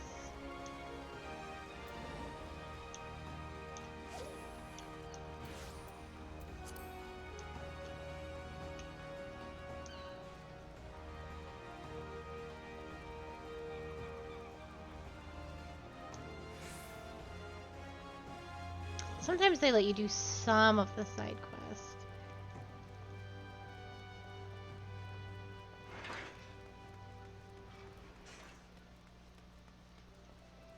No. Oh, it's because it's completed. Maybe I can switch before the conversation gets rolling. Huh? Got business with me, adventurer?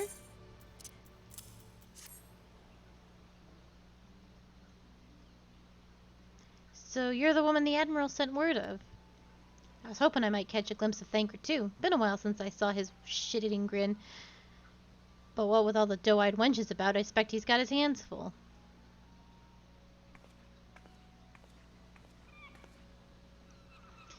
Ah, and you must be the Far Easterner that Milwarp says wants to train with us. Welcome to Limsa, my lady.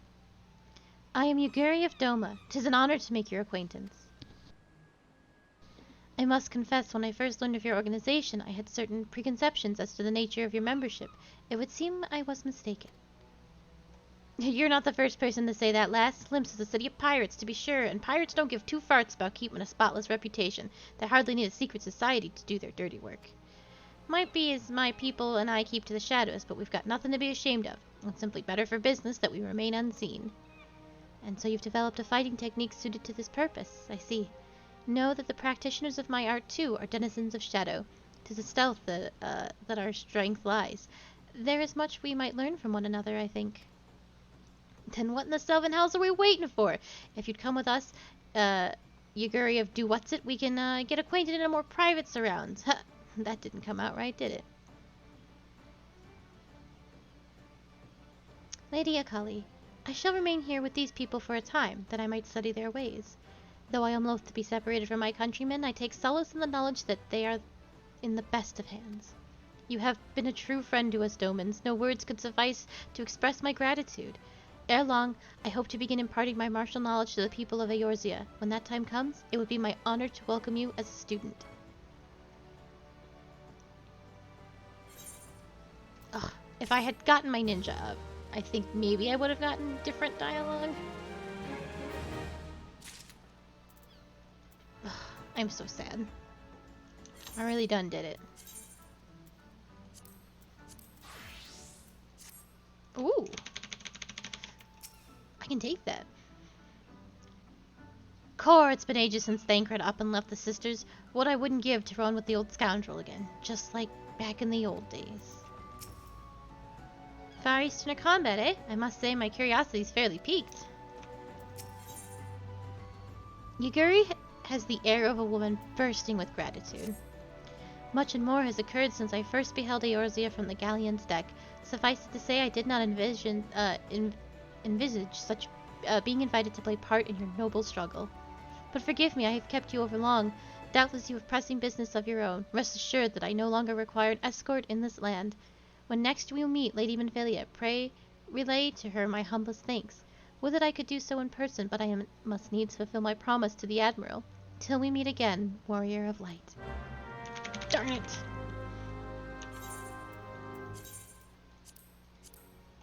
I will get Dragoon up to snuff, though, before things start happening. Well, I'm gonna frickin' try. Where are we going? To the Rising Stones.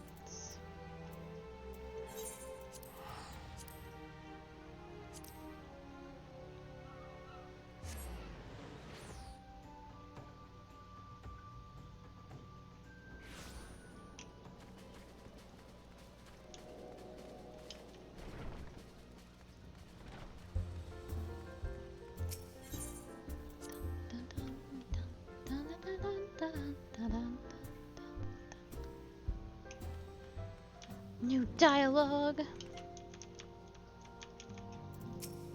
An adventurer bends not to authority, but lives and acts according to his own beliefs. He is the master of his own destiny.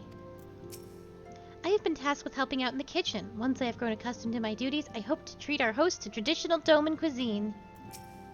In my native land, there exist individuals not unlike these adventurers, yet without a master to serve, how does one know the path that one must walk?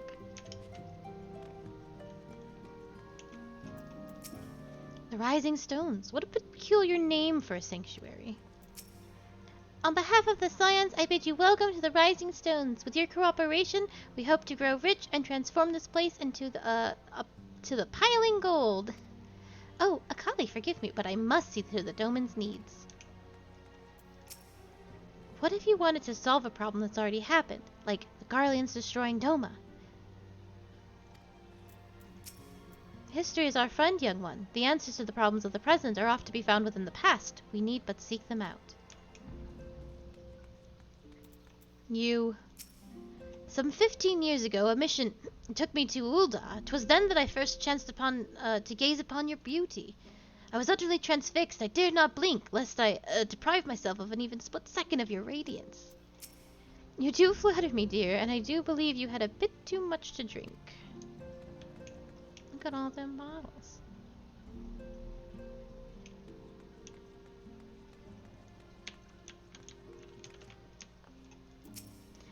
You think this is impressive? In Doma we train to run in the treetops. What in seven hells are you doing up there? Get down before you fall and break your neck. Don't mind Papa Limo. He's making a fuss over nothing as usual. Yozen's sense of balance is amazing for a boy his age. I wonder how he got so good. Some of the Domans wanted to learn how to fight, and it's fallen to me to oversee their training. First, I need to find suitable equipment for everyone. I think that's everybody, yeah?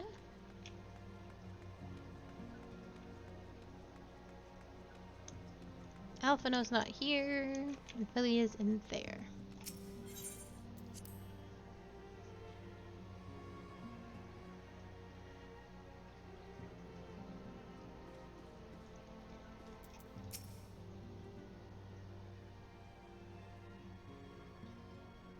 I have been reflecting upon the events which took place during our visit to Vilbrand. If you have a moment, I would share my conclusions with you. Please, bear with me. When the Sahagin Elder summoned Leviathan, he employed the power we have come to know as the Echo. Though I cannot well explain the how of it, it would seem he became immortal in so doing. When the Admiral subsequently slew him, his spirit emerged from his lifeless flesh, a consciousness shorn of physical form. Thus transfigured, he took up residence in the body of his minion with the ease of a man donning a favorite glove. Long have I known that the Echo allows one to pass through the walls of a man's soul, but never did I imagine that it could free us from our own flesh, nor less that our souls could then occupy the next corporeal vessel to take our fancy. It was of this that Elidibeth spoke, an existence which knows neither cessation nor oblivion. And yet, though the Sahagin had mastered his gift and thereby become immortal, he was by no means invulnerable. As we both bore witness, he was ultimately absorbed into Leviathan. And the import of this observation? If the Ascians' mode of existence is indeed the same, it can be inferred that they too are not invulnerable, that they can be destroyed.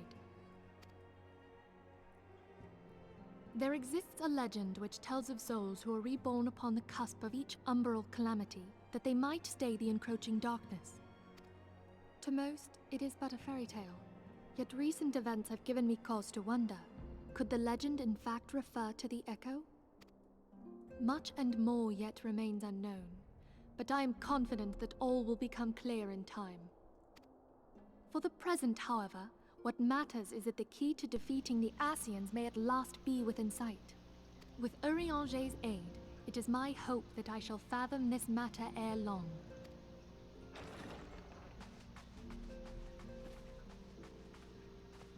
Oh, I was just about to send for you, my friend. Is Artemis? Grave tidings from the Sharlayan motherland, my lady. It doth concern our distant allies, the students of Baldessian. What of them? My lady, the Isle of Val, which for many years hath been the Order's home, is no more. No more? Whatever do you mean? I relate only that which hath been conveyed unto me by our agents.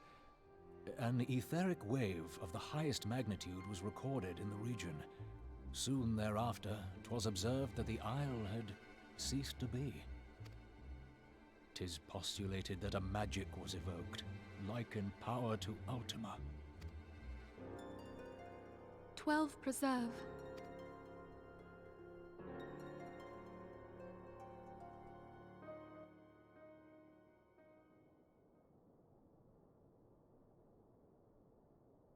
If there are no other matters, I move that today's meeting be adjourned.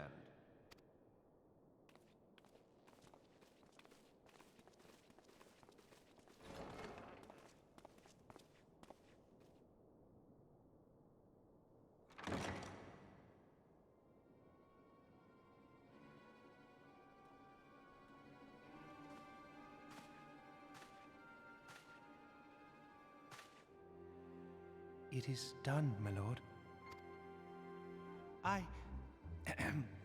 Forgive my impertinence, my lord, but these orders, I am uncertain as to what end they serve.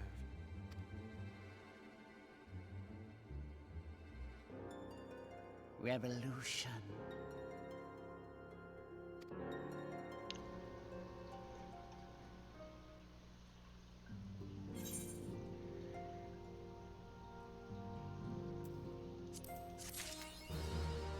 Okay. Let me see if anyone is about.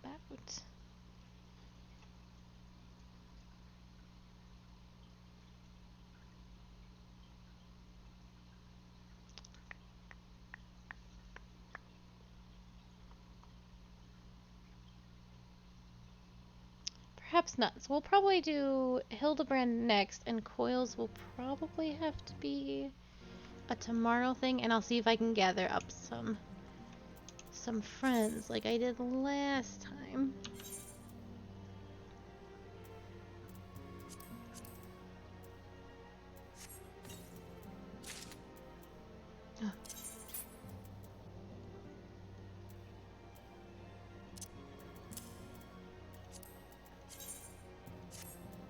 Check out this horrid abomination of a staff I just got.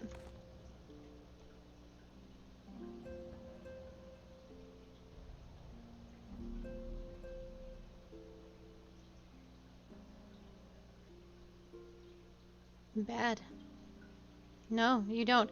I'm actually going to make you all look at it while I grab a drink, because there's going to be a lot of talking in Hildebrand. And the staff is just going to look at you, and you're going to like it.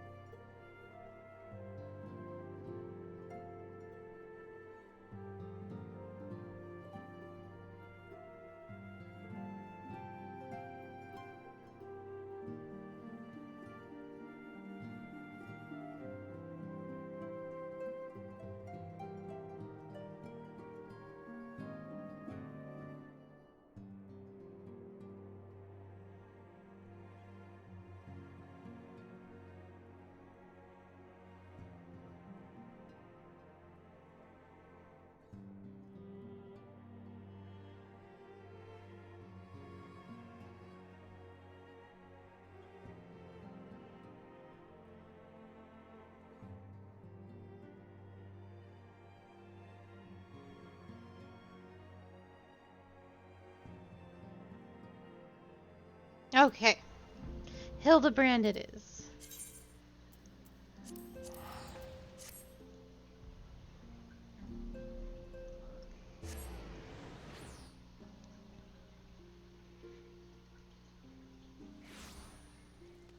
Oh, Hildebrand.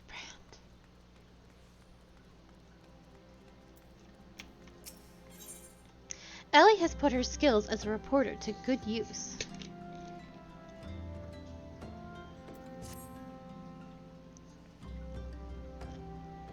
Ah, there you are. I've been doing some investigating of my own since we last parted. I believe I found our Lapis Maiden. The girl's name is Arabella, daughter of the Master Gengaroo, a prominent member of the East Alderan Trading Company. Her eyes and hair are a most exceptional shade of blue. Her beauty is the talk of the Sultanate. Her purported beauty, I should say. You see, none have actually seen the girl in the flesh. Apparently her father is the overprotective sort. Some say that the maiden has never set foot outside the family's well-guarded estate. But all this is about to change. Rumor has it that this girl is to be wed, and not just to anyone, mind you, to the heir of the Brugar Consortium. The formal announcement is set to be made at a commemorative feast to be jointly hosted by the two family businesses. The venue is Costa del Sol, where preparations are going on as we speak. Word on the street is that the bride-to-be will be making a rare public appearance. It is here that the thief intends to strike. I couldn't be more certain of it. Piqued your interest, have I? My sources tell me that the bride's father is already in Costa del Sol, overseeing the preparations. This is one scoop I'm not going to miss, and you're welcome to come along.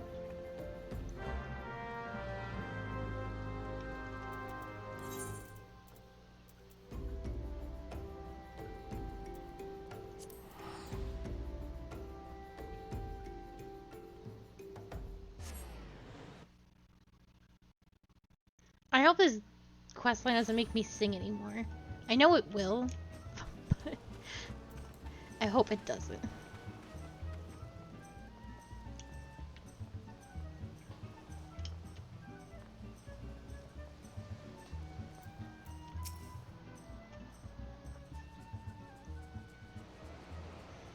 You're not one of my associates. The banquet is for invited guests only. If you have no business here, be on your way at once. Beg pardon, good sir. My name is Ellie, reporter of the Mithril Eye. If I might just have a moment of... Ah, yes, the two-gill sensationalist rag. I read your tiresome screed about the self-styled phantom thief and his letter of challenge. If you have come to tell me my daughter is in danger, I can assure you your concern is entirely unwarranted. I have not kept my umbrella safe to this day to see her whisked away from me by some fly-by-night rogue. I have spared no expense in securing the best protection that money can buy.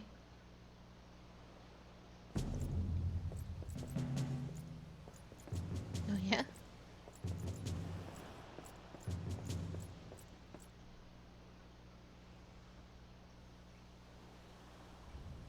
The brass blades of the Gerbera, an elite unit of the most lethal swordsmen in the Sultanate. They say one of them once caused a man's heart to burst just by looking at him askance. The moment they set eyes on the would-be thief, it will be his last. If the thief is obliging enough to allow himself to be seen, or do those goggles serve some purpose other than making the wearer look utterly ridiculous?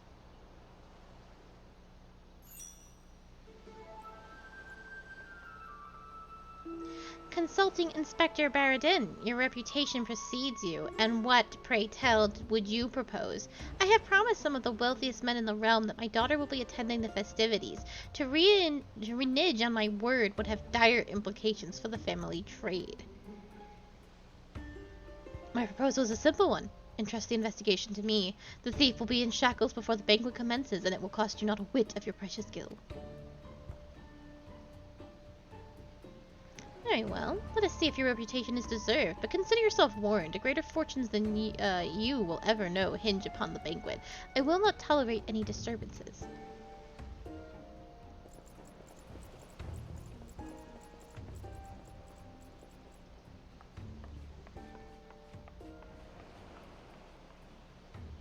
Such touching concern for his coin purse. If only he could muster the same for his daughter.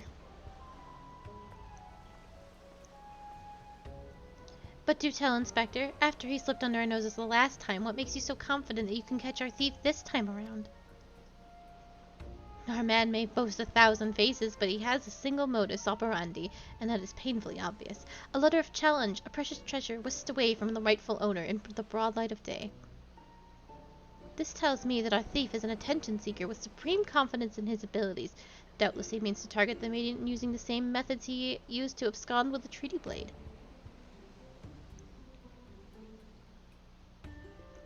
Even now, the fiend is in our midst. Having assumed the identity of someone who will be in close proximity to Miss Arabella at the feast, I have already narrowed the field. Arabella's betrothed Vanus would be the obvious target for a thief. So too would be his father Morgant. Yolonoto and his wife Serena, the guests of honor, will give a toast to the couple's happiness. Both will be standing close to the stage where the bride-to-be is set to appear. Needless to say, we cannot rule out Garamu himself. Finally, we have Lewenhart, a steward of Garamu's estate and Miss Arabella's personal attendant. All the key players, save for the Lapis Maiden herself, have assembled in Costa del Sol. Doubtless the Phantom Thief lurks among them, his face concealed, gathering information and planning his course of attack.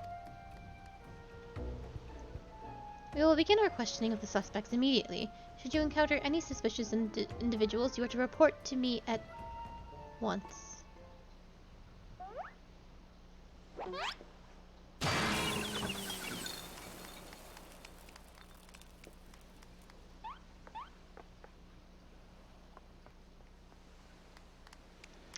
Hildebrand Manderville. I could smell the stench of idiocy and incompetence from a mile away. The pleasure is all mine, contriving Inspector Barradin. Forgive me for not revealing myself sooner. I was simply conducting a bit of preliminary undercover investigation work. Yet to see through my indigenous disguise with such ease, yes, I dare say your powers of observation rival even my own. Fear not, friends, I, Hildebrand, agent of inquiry, inspector extraordinaire, have arrived to defend the maiden's honor, as only a Manderville man can.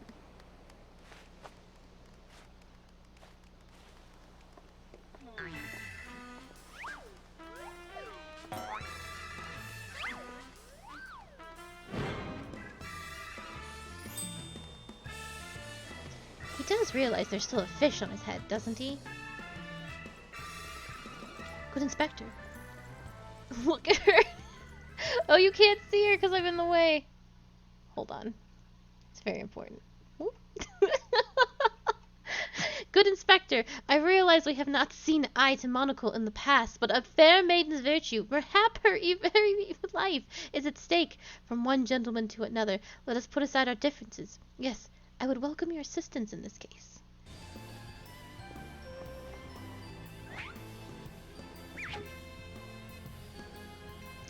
Me assist you? Aren't you a funny man?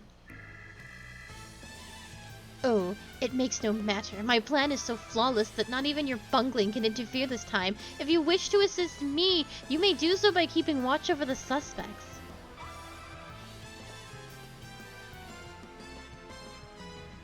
In the meantime, I have a promising lead to investigate. I shall return before the banquet begins. While I know this may be asking much, do try not to do anything too stupid in my absence, will you? I would speak with you, but not here. I will be waiting for you outside Costa del Sol. Come quickly, for we do not have the luxury of time.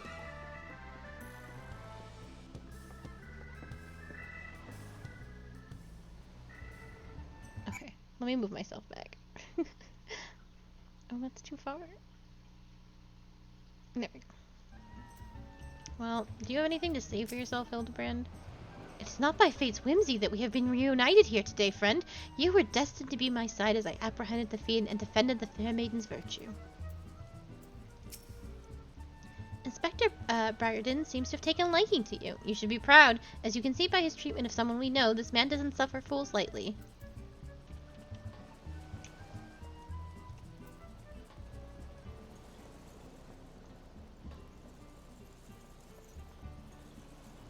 Hello, Inspector. You've come. Excellent. With that buffoon suitably distracted, we can get to more important matters. But before we proceed, what might I call you? An unremarkable name, but it will suffice. Sir, that is my name. Now answer me this, Akali. You were there when the Phantom Thief, in the guise of Lady Julia, stole off with the treaty blade. Was there anything about our foe's disguise that struck you as particularly noteworthy? That is, I guess, the identical appearance? The obvious answer, and yet all too many, a certain certain self-styled gentleman comes to mind. You could not recognize a clue if it hit him upside the face. Your observation is astute. A thorough inspection of the mask left behind at the scene revealed a tiny prism sewn into the fabric, if this stone that allows him to change appearances at will. Clearly our man is no ordinary thief. Magics far outside the grasp of common folks are at his disposal. This in itself gives us insight to his identity and his ways. And yet, this is not what caught my eye. No, from movements to mannerisms to that utterly obnoxious personality, the thief did not merely look like Lady Julia, he was her. Such a feat could not be accomplished by magical trickery alone. We are dealing with a clever and thorough criminal. Not content to rely on his ample powers of disguise, he studies his targets closely before assuming their identities. He emulates them utterly and completely, that not even their closest friends or family could detect that aught is amiss. All the key players arrived at Costa del Sol 3 days ago, when the preparations for the banquet began. This would afford our thief more than enough time to study his would-be target. And yet, some disguises are more challenging than others. Put yourself in the mind of the Phantom, Akali. If you were the thief, whose identity would you first assume?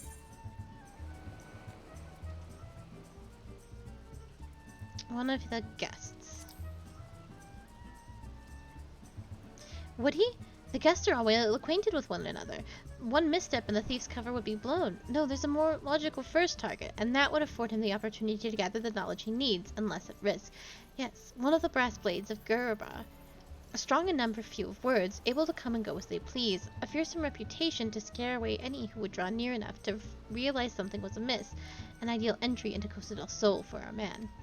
Deducing as much, I made a point to question brass blades in the area. Little to my surprise, I learned that there was one man who had not been seen at his favorite alehouse in the past 3 days. Our thief has not made a habit of wanton murder. Doubtless the poor man is lying naked in a ditch not far from here. In addition to general security duties, each of the brass blades has been assigned to serve as a bodyguard for one or more of the guests. If the man can tell us his assigned charge, like as not, his answer will reveal the current identity of our thief. Our thief would not have time to carry the unconscious man far. I will canvass the area immediately. You begin your search on the outskirts of Costa del Sol.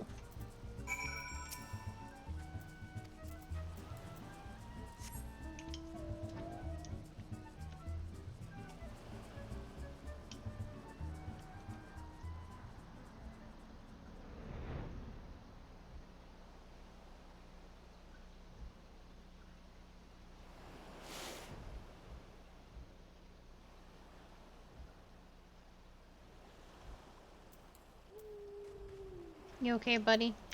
Out here naked in the sand?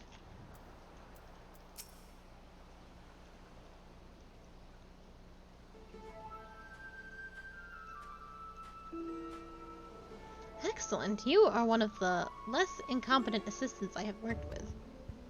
Thank the gods. Please free me from these chains before the snipers eat me alive.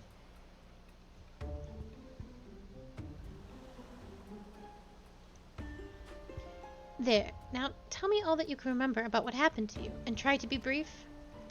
We just arrived in Costa del Sol. Had a briefing of sorts. Master Gurumuru gave us each our orders, who we'd be looking after and the like. Had a mind to tour the area, get my bearings. Next thing I knew, I felt a thwack on the back of my head. When I came to, here I was, stripped to my skivvies.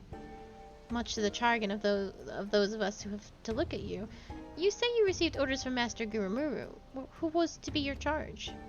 My memory's hazy, but I was one of Morgant's father of the groom. The other was a Lelfin gent from Limsa. Yellow Nolto. Now try your best to remember. Was there any other guest with whom you were ordered to interact? Come to think of it, yes. There was also the steward, Leeuwenhard. I was to review with him the schedule of events, discuss the protection of key supplies, that sort of thing. Morgan, Yellow Nolto, and Leeuwenhard. Thank you. For an incompetent fool, your testimony has proved astonishingly enlightening. I shall see this man back to the city and into the possession of some new clothes, after which I shall return to Costa del Sol to continue the investigation. Go on ahead of me for the love of gods, and just make sure that imbecile doesn't cause too much trouble in my absence.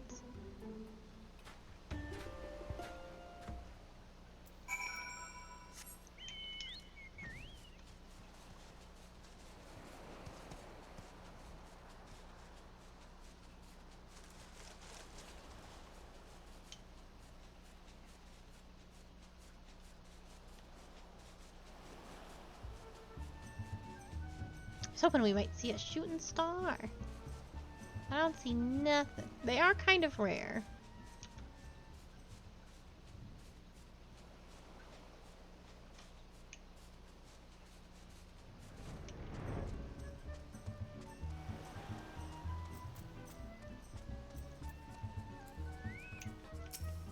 Renting out Master Guberju's private property would be almost unthinkable for most folk, but Guild talks, and neither the Burgery Consortium nor the East Eleanor Trading Company are in any danger of running their coffers dry. Oh, how I am looking forward to meeting Miss Arabella. They say many a song is sung of her beauty. Mind you, there was a song or two sung of me in the day. Good food, good drink, and good tidings. That today's announcement will send even more gil flowing into our coffers only makes the wine taste all the sweeter.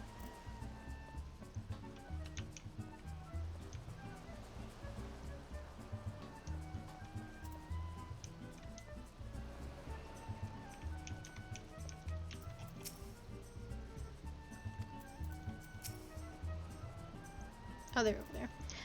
There you are, there you are, friend, and not a moment too soon, for I was about to commence my investigation in earnest. Tell me, did you and your Inspector Briarden's avenue of inquiry bear fruit?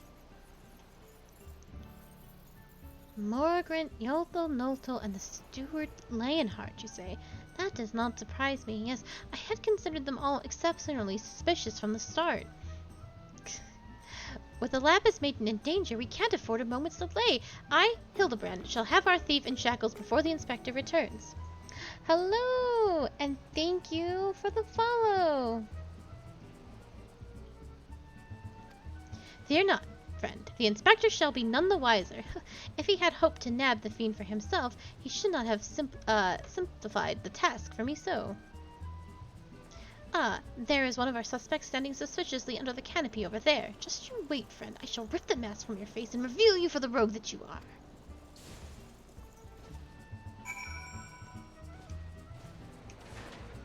Oh, okay. That is unfortunately all I speak, but we will find a way.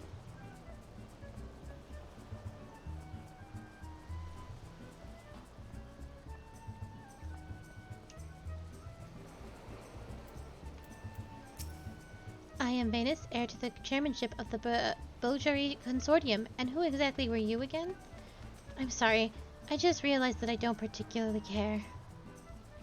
Wow, we got a real winner over here.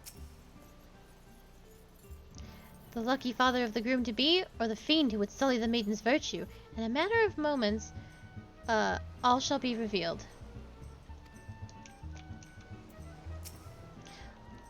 All I have done to raise Arabella into a beautiful young woman has been in anticipation of this day. I have never been more proud to call myself her father.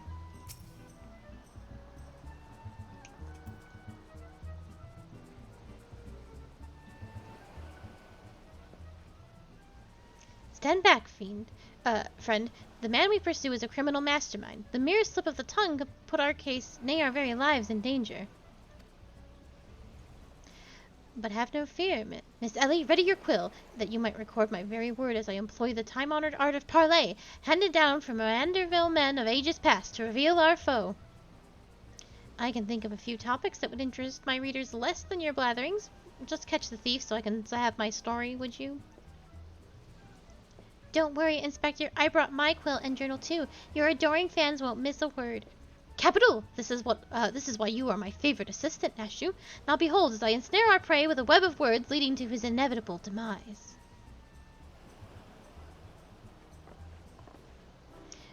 Good evening, Master Gurajamu. A fine evening it must be, for you most of all. Allow me to offer my heartfelt congratulations on your betrothal to the enchanting Miss Arabella. What is this nonsense? Arabella is my daughter! Just who in the seven hells are you anyway? Guards! Guards! Now, Hold your chocobos, Garamir. I recognize the lad. This is Hildebrand, agent of inquiry and inspector extraordinaire. Come to save the lovely lass from the clutches of the phantom thief, have ye? I reckon we owe you the man our gratitude, eh, Vanis? The phantom thief? Balderdash and rot, if you ask me. That said, my betrothed must be quite the beauty, indeed, to have such rumors told about her. Perhaps she's worthy of me after all. He exudes an unusual degree of confidence for such an fashion-challenged youth. Most suspicious. He's a damn sight easier on the eyes than you. That's me veins, ever calm in the face of danger. 'Tis truly his father's son. A worthy heir to the Battery Consortium, and a worthy match for my daughter, I must say. Yes, I foresee many years of prosperity for our families. Or family, I should say. Which reminds me, Master Venus, Arabella asked me to convey her gratitude to you for the golden clasp you sent some months ago. It has not left her neck since that day. Oh, that little trinket, 'twas nothing. Tell your daughter that the greatest treasures in the realm will be hers once we are wed.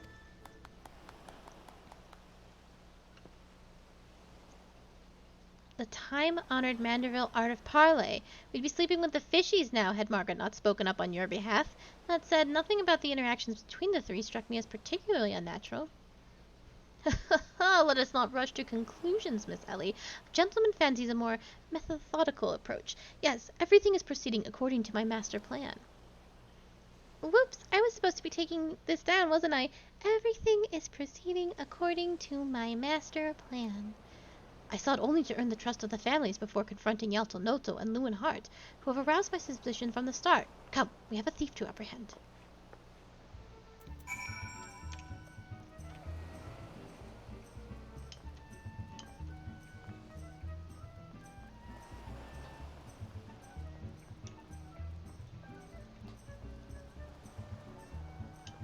Oh no, I missed. I jumped a little too far.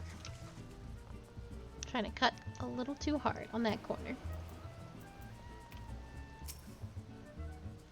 Oh. Yotl Nalto and Lewenhard. One of the two wears a mask, but which? With a few words, all will be revealed.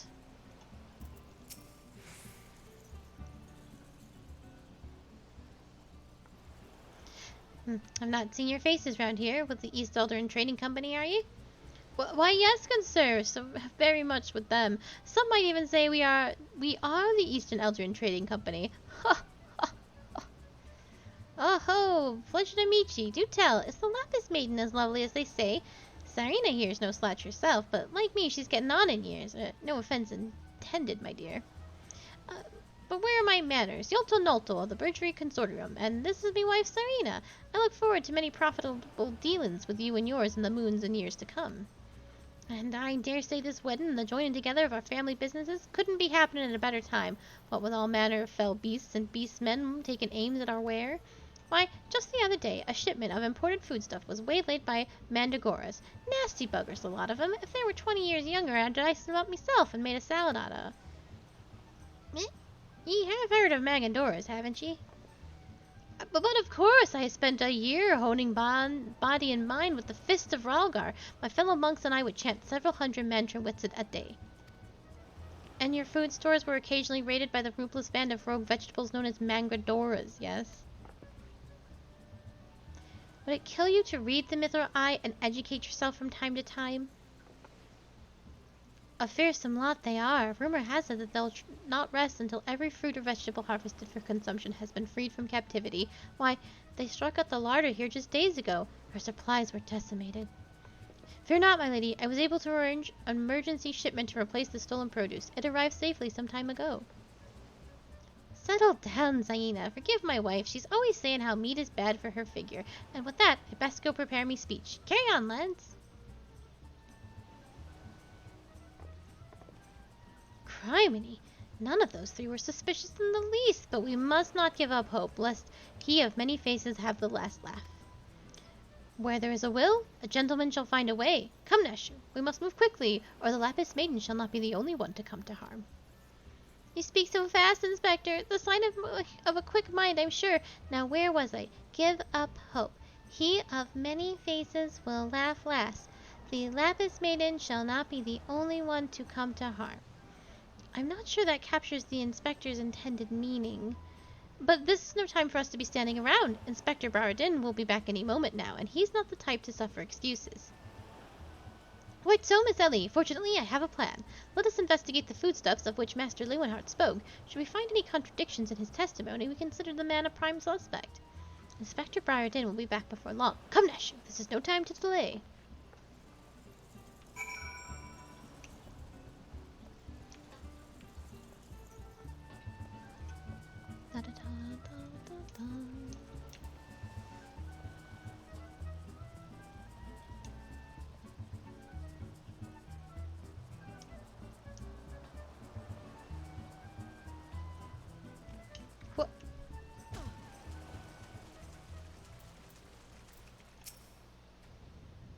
Now, look at this! Now there's water, now there isn't. Now there's water.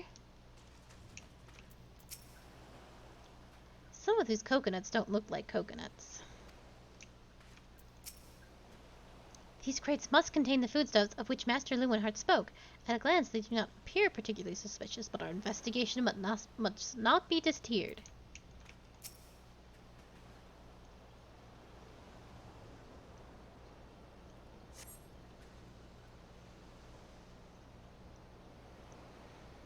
Crates of assorted foodstuff and a vegetable host of luscious-looking coconuts. It appears that our man Lewenhart spoke true. Ye gets! Are these explosives? I spy concealed amongst these coconuts. Perhaps I spoke in haste. It would appear that we have found our phantom thief after all. Oh, those are mine, Inspector. I was looking for a place to set them down, you see, and those coconuts were looking awfully lonely. Nashu, far be it from me to cast doubt on your choice of hobbies, but what in the name of the 12 would possess you to bring your creations to an investigation? Well, they were so helpful in jogging your memory that one time, and I just thought, does this mean you won't be needing this piece of driftwood either? Your enthusiasm is always admirable, Nashu, but in this event, I fear it is somewhat misdirected. Now, set the driftwood down over there and concentrate on taking your notes like the astute assistant you are.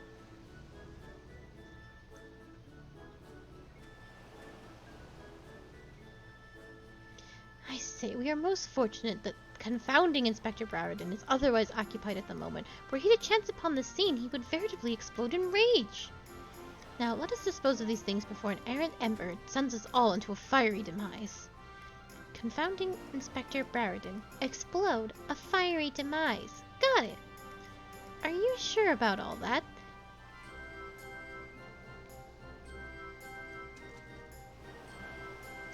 Uh-oh. Don't look now, but someone has returned at the worst possible time.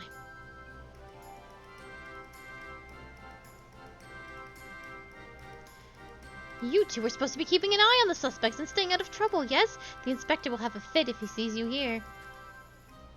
But Miss Ellie, should Inspector Briardin come upon these explosives, the consequences will be even more dire. Akali and I will see that the inspector keeps a wide berth at this beach. You two just get out of here and be quick about it. Quick thinking, Miss Ellie. Come, Nashu. We shall return for your creations once Inspector Briardin has been led safely from the scene. Investigation calls us and we must heed its cry.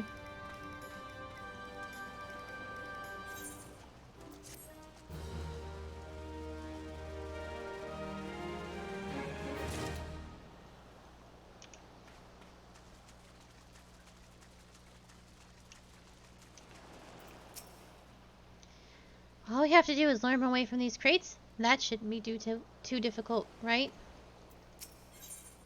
Inspector Baradin would share with you his latest findings. Oh, Hildebrand has managed thus far not to destroy anything. Consider me something most resembling impressed. Indeed, but enough about Hildebrand. Akali and I have been waiting to hear your latest theories. We should go somewhere quiet and... An excellent idea, Miss Ellie. Ah yes, that spot just over there by the crate should suffice. There of all places? But surely we could find somewhere more scenic.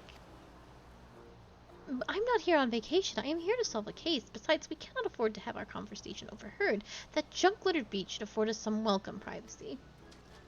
Yes, Yes, Inspector. Privacy indeed. Bloody hells! Don't worry, Akali. I'll figure out some way to lead him clear of the bombs.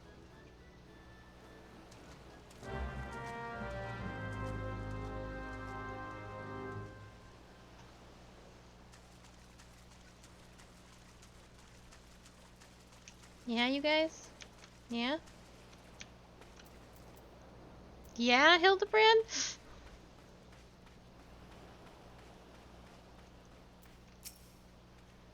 Worry not, my friend. Should anything threaten to put you or Miss Ellie in harm's way, Nashu and I are stand at the ready.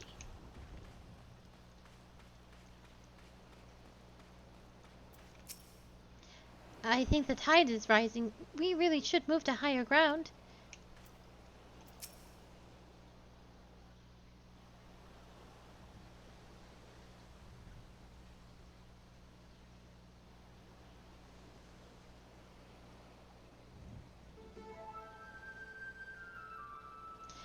It's just me, or is there a bit of a chill in the air? Perhaps we should go someplace warm.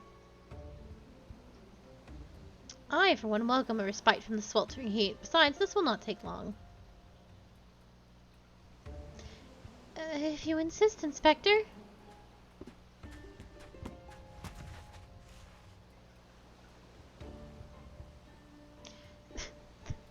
Though the questioning of a brass blade attacked by our quarry, I have identified the 3 individuals most likely to be our thief in disguise. To wit, Morgant, Yothlnolto, and Lowenhart. The 3 of us shall split up, with each of us keeping watch over. Are you... the 2 of you listening? Of course we are! Beg pardon, Inspector. You look unwell, Miss Ellie. Perhaps you are right. I too feel a chill in the wind blowing in. Perhaps we should continue our conversation elsewhere. Ah, but there is no need. Wait here, and I shall build us a fire. Methinks the Inspector has taken leave of his senses. The chance of locating suitable kindling in these barren shores is infinitely small. Here we are. This piece of driftwood should serve perfectly, and as fortune would have it, I just happen to have a flint stone on my person.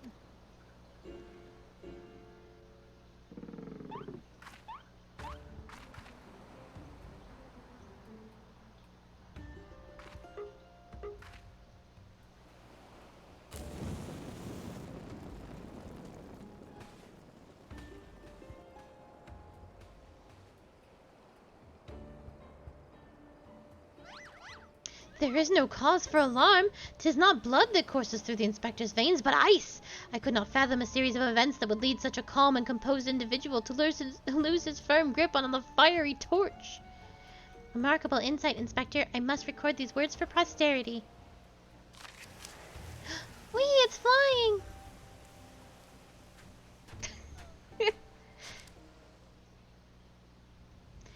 What have we here?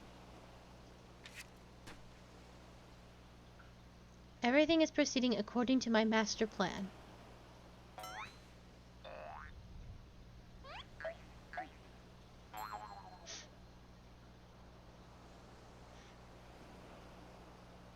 No.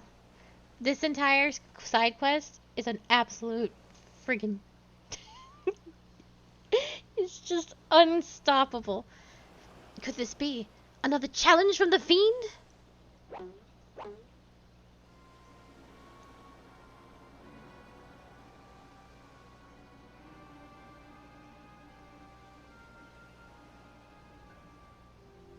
Surely you jest, Inspector. It looks nothing like his usual cards, see? Doubtless he is just the idle ravings of some madman.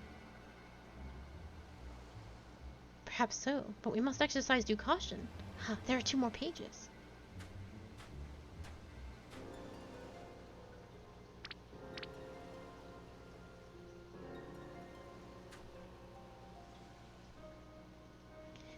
Give up hope.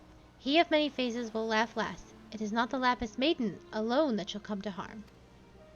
It is more direct than his previous challenges, but there can be no doubt as to his sender. But what is this talk of another victim? The final page holds the answers, no doubt. The final page?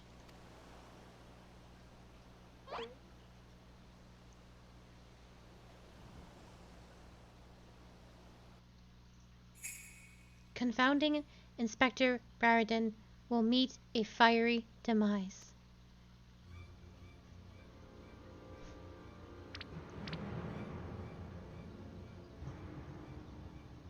Whoa!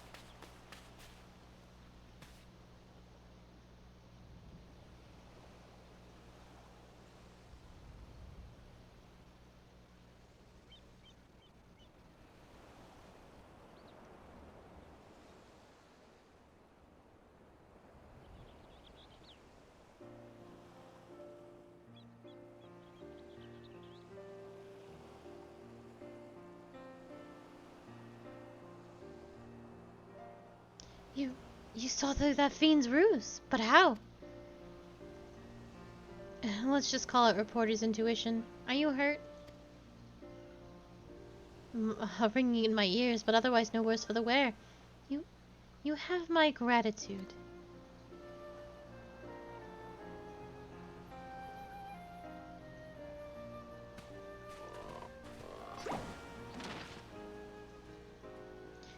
Hildebrand Mandeville, were you able to learn aught of the fiend who made this ignoble attempt on my life? I am exhausted every effort, Inspector, yet I fear our quarry proves ever elusive. Excellent. I might have died of shock if you had. At any rate, our foe has revealed himself as no mere thief, but a madman who will resort to cold-blooded murder. We must redouble our vigilance, lest the others come to harm.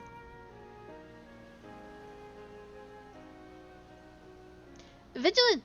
Yes, vigilance is the order of the day.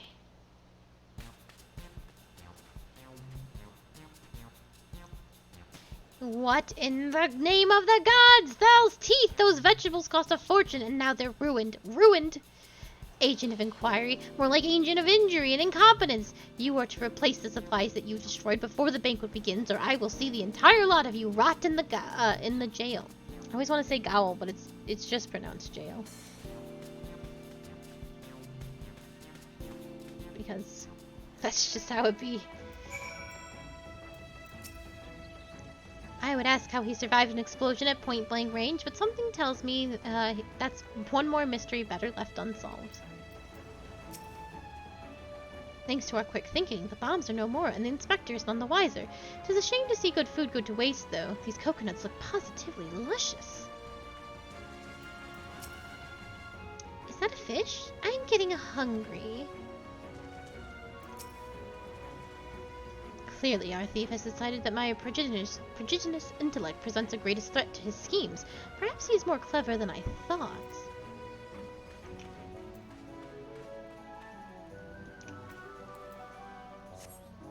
Well, you clowns can stay over there. Try not to die.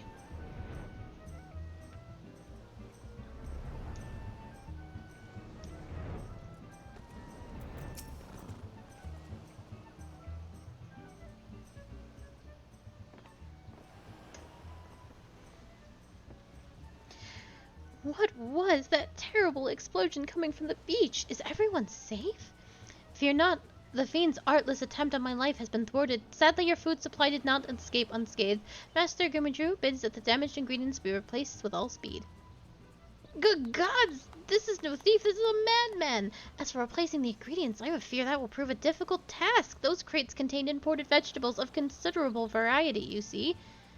Vegetables that are in particularly short supply these days. What with mandragonas at large, even if I were to place the order immediately, it would take days to arrive. The mandragoras.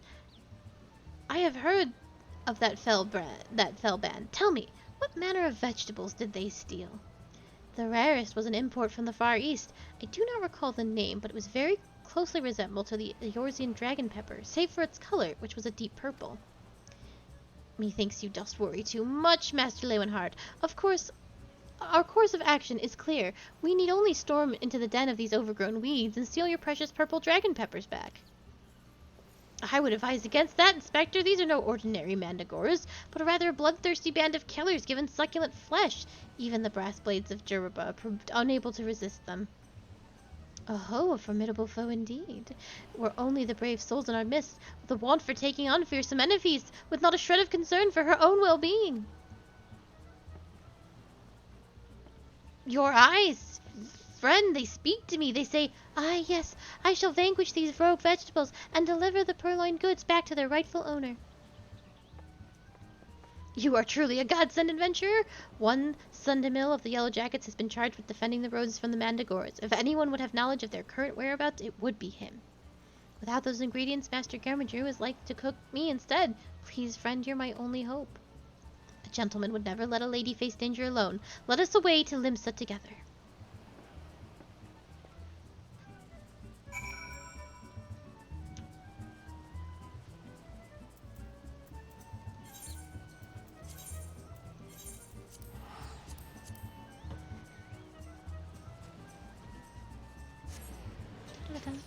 Da-da-da.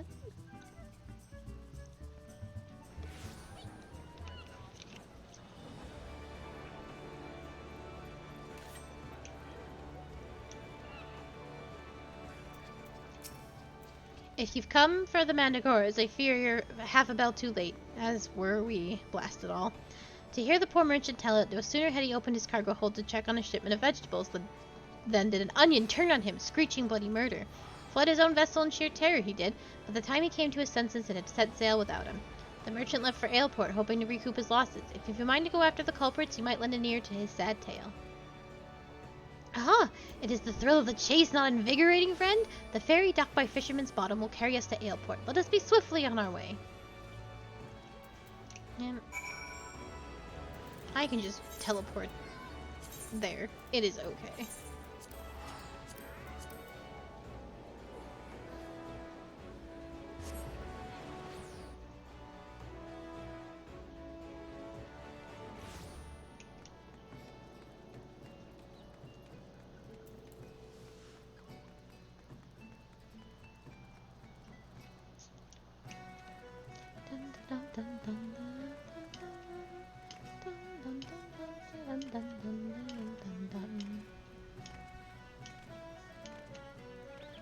A tiny trader.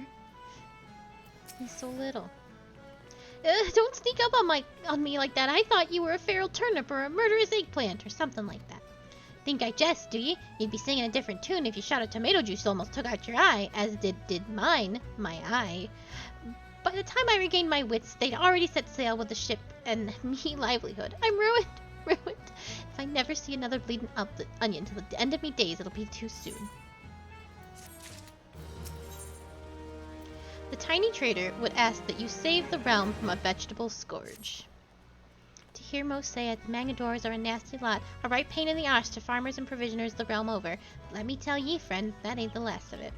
Freeing their fellows fawns from our larders and tables is but the beginning. The bulbous blackguards have a fairer, grander scheme. Revolution! Madness, ye say? Take a ferry to the Isles of Umbra and see with your own eyes. A veritable vegetable kingdom where eggplants and turnips rule with an iron fist. This muscle-bound fellow with you with the dim expression. I could swear I've seen his face somewhere before. Bugger me, if it ain't an undead overlord who fancies himself a gentleman inspector. Which would make you, could it be? The adventurer that what bested the thieving duelist in single combat? Yes. Well, bugger me and call me Inspector. Tell me, is it true that the duelist traveled with a demon bird whose crow could split the heavens? But that's neither here nor there. Look, I don't know about you, but I ain't so keen on the motion of calling a bloody tomato your grace. And that's exactly the fate we're in if we don't nip this revolution in the bud, and I mean that literally.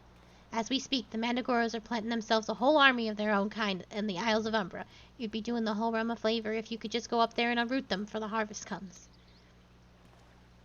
Many a case have I solved in my day, but I've not matched wits with sentient plant life before. This should prove quite exhilarating to the Isles of Umbra.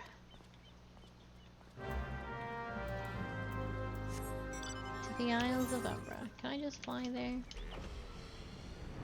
I shall. I hope I can. I'm gonna. Game tries and stops me.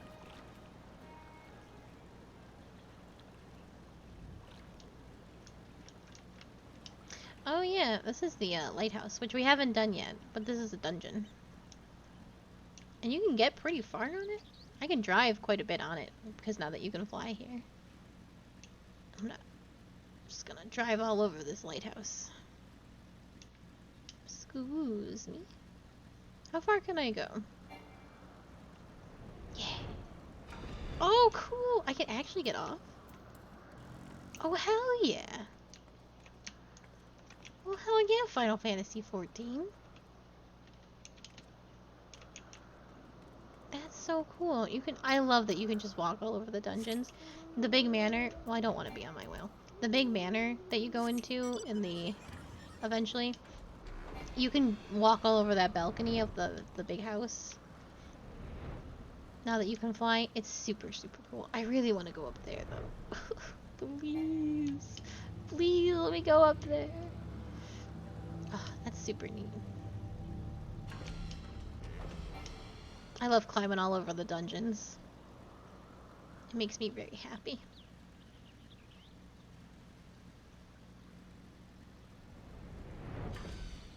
Anyway, I have a job to do apparently.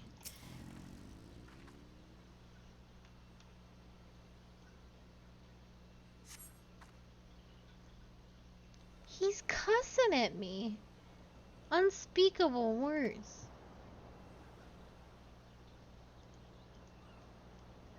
You feel a hostile gaze upon you.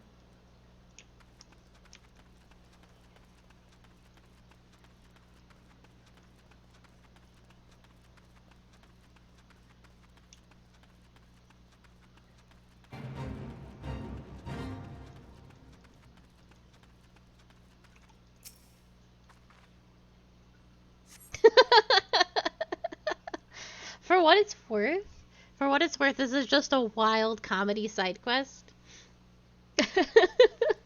You didn't see, so this is part 3. You didn't see part 2 where we met Hildebrand's father, who was naked most of the time, and suplexed his son.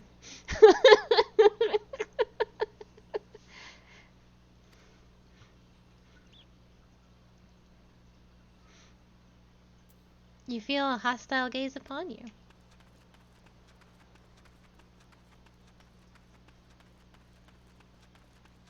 Yeah, this whole side quest is like peak Japanese humor. I can't imagine what it's actually like in Japanese, with probably all like the bullshit puns and whatnot.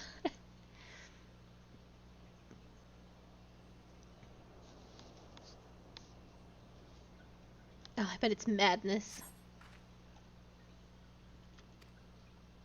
He's cussing.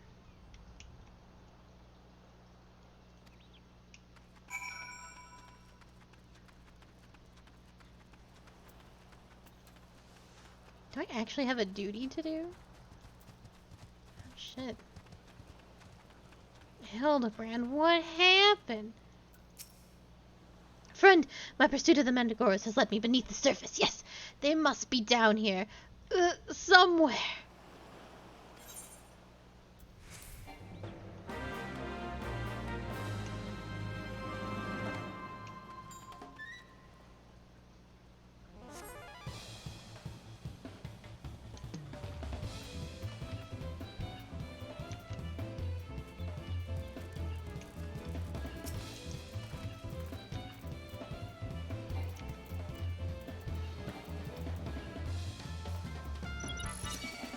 Oh, fuck.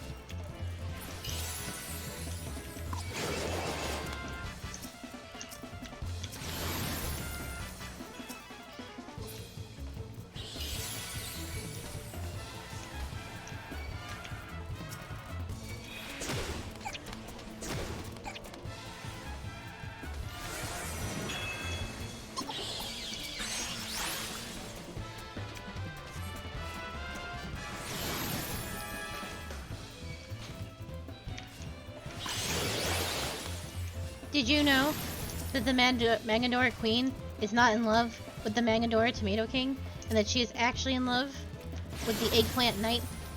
And it's a forbidden, steamy romance of two people that can never be together? I'm not making that up. It's lore.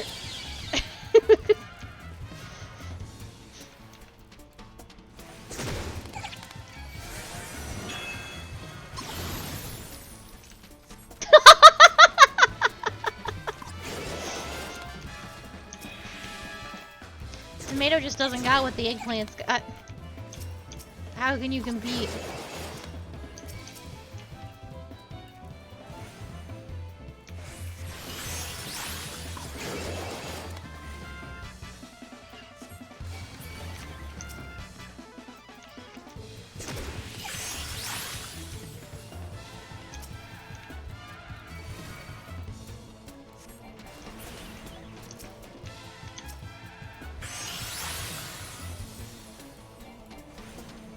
So it does beg the question, who is the Onion Prince's father?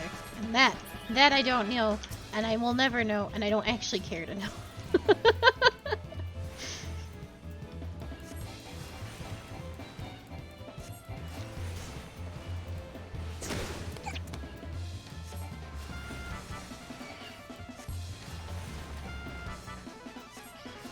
Some things are better left unknown. The mystery of who the Onion's father is better a mystery. Do I just leave you here, Hildebrand?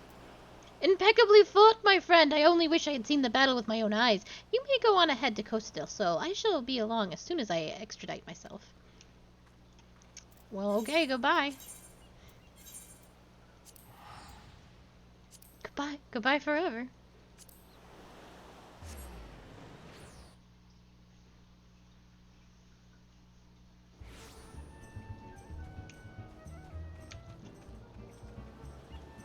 Da-da-da, da-da-da, da-da.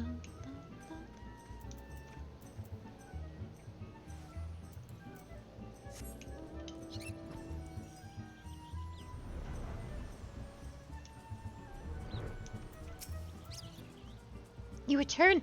I feared you might end up on tasty snack for the crazed head of cabbage.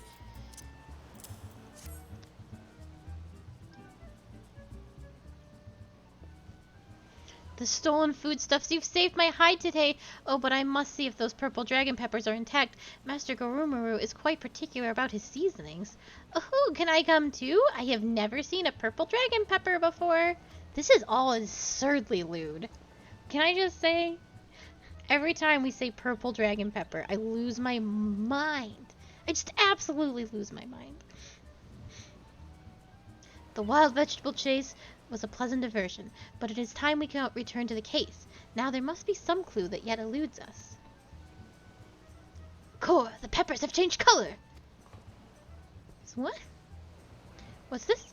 Peppers that possess the same powers of disguise as our many-faced foe? The gentleman must needs investigate. Look at that! A striking shade of blue, quite far from the purple Master Lewenhart described. Perhaps we recovered the wrong crate. But look here, Inspector. The crate is clearly marked for Costa del Sol. How curious. Did I say purple? I meant a purplish blue or bluish purple. The two colors are really quite similar when you think about it. The peppers are almost a distinctive hue. No man could reasonably mistake it for any shade of purple. Unless, of course, he was wearing a particular sort of eyewear at the time.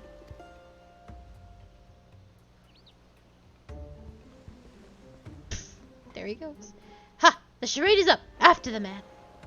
It is as I suspected all along. The goggles have proved the key to cracking the case. With speed, Neshu, the fiend must be brought to justice.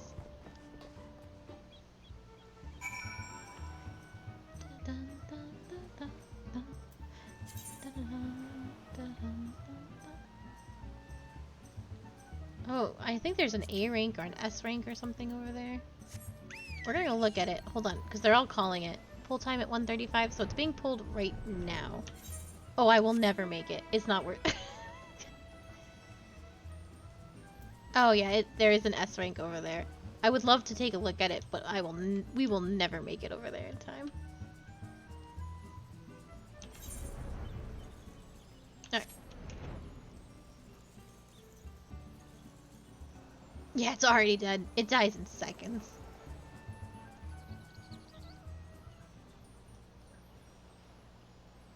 I wouldn't have even made it halfway. What are we looking for over here? Oh, there he is.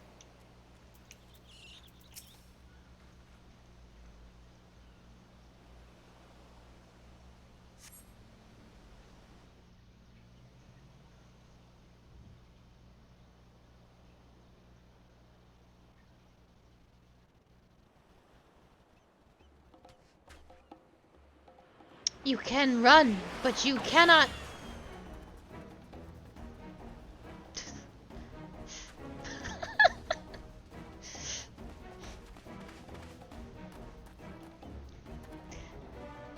Thank you for restoring beans to the bean economy. If you thought you could outsprint this Meanderville man, you were sorely mistaken. For pilfering a priceless blade, threatening a maiden's virtue, and untold crimes against the law of abiding citizens of Eorzea, I, Hildebrand, agent of inquiry, inspector extraordinaire, hereby place you under arrest.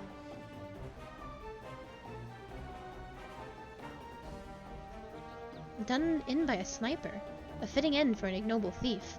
Let us see what lies beyond the mask.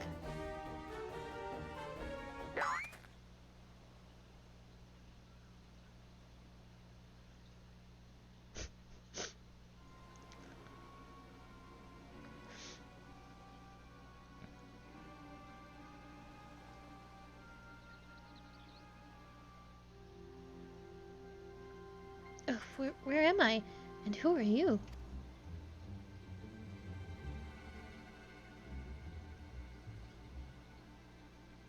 Ha! Playing the fool will avail you not.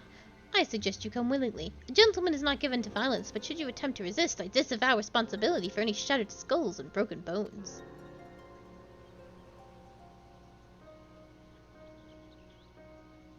Wait, I remember now. I was on my way to meet Miss Arabella when... Miss Arabella! I must find her at once! Oh, my head.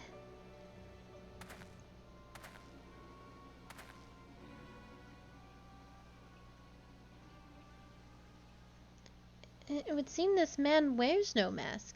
This is the true Leeuwenhart. I swear on my life that it is so. I was en route to the estate of Wineport when one of the brass blades on patrol approached me. We exchanged greetings, and in the next instant he turned on me. I fought desperately to defend myself, even managing to drive a kitchen knife into the man's right hand. In the end, though, he proved too strong for me.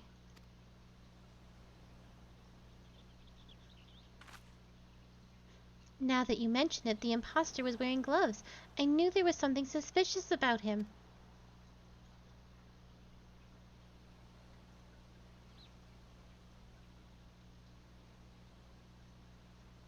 There is still time before the banquet begins. Knowing our quarry, he has doubtless already assumed a new identity. And yet, he could not have foreseen this turn of events. It is unlikely that he had the time to thoroughly research his new target. More importantly, we know that the thief suffered a wound to his right hand. We need simply return to Costa del Sol and examine the hands of all present. An excellent plan, Inspector. While you do so, we shall accompany Lewenhard back to the estate, and we might ensure Miss Arabella's safety.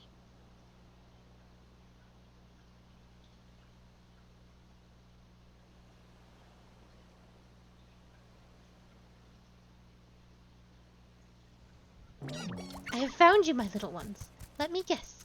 You seethed with anger at those that took from you what was yours.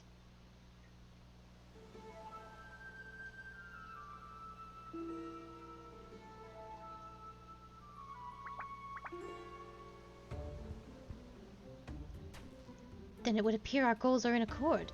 Make for Costa del Sol and await my orders. When the time is right, revenge will be yours.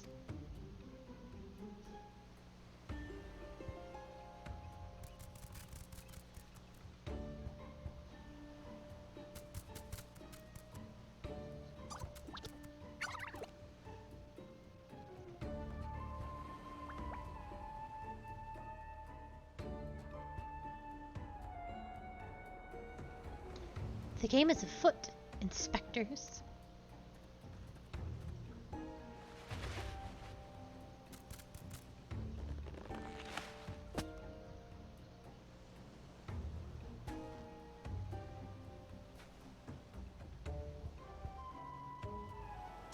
Yeah, I love her the most.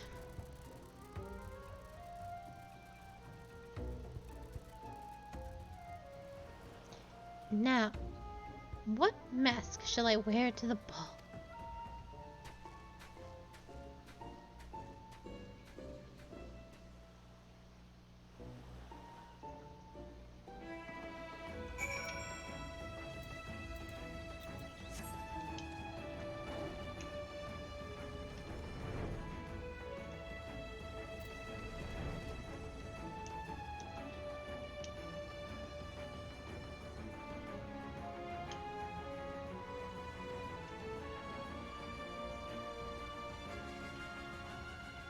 I'm so glad I can fly over this.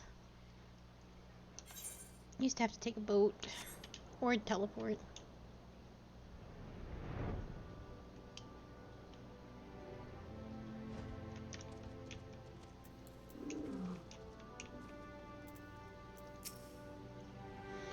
Do I dream? But I must, for such beauty could not be of this world. A gentleman's heart swoons. Look at her. Get out of my way, Hildebrand. I'm trying to look at her. She's so pretty.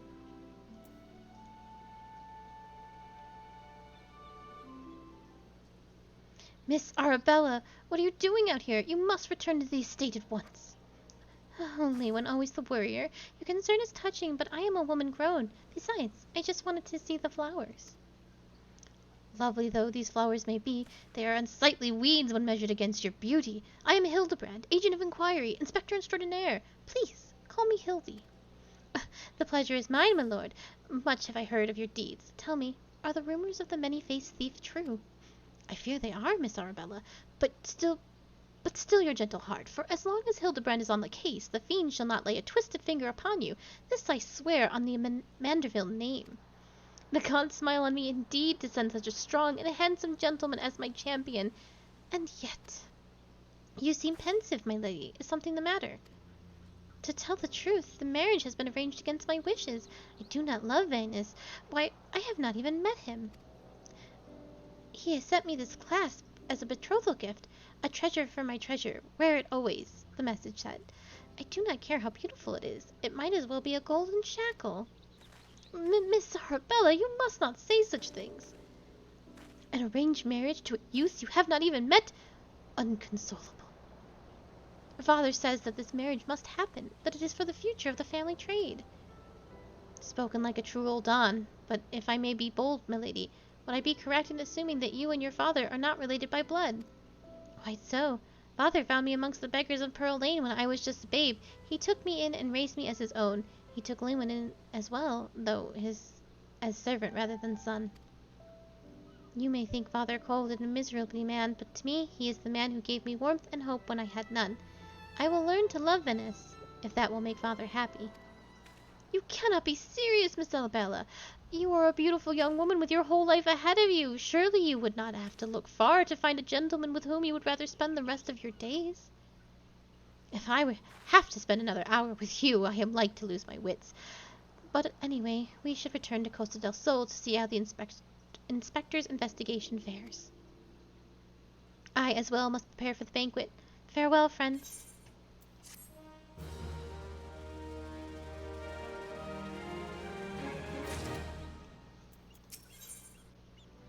Oh my god, I didn't want to talk to you, Hildebrand. Everyone is too close together next to the stone wall. I must return to the estate to prepare for the banquet. Till we meet again. Well, alright, that's fair. With a maiden's virtue hanging in the balance, Hildebrand would hasten back to Costa del Sol. We've not a moment to lose, friend. The time for our final confrontation with the fiend is nigh. Our foe has doubtless assumed a new identity, but have no fear. Upon return to Costa del Sol, I shall employ the time-tested Vanderville art of parley to cut through the fiend's flimsy facade. 'Tis an art that I would impart to you as well, friend. Though there will be time enough for that once our foe is in shackles and Miss Arabella is safe. No doubt it shall prove as invaluable as your adventures as it has my investigations, or failing that, serve to entertain you when you have nothing better to do. But I digress. A gentleman must away to Costa del Sol. The fair maiden's life hangs in the balance. Nashu, Maselli, with me.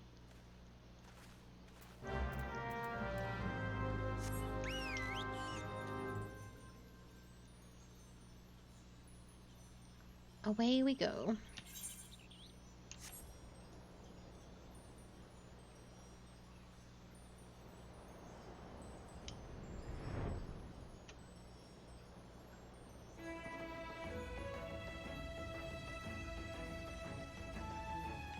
I should have moved this stupid thing. What?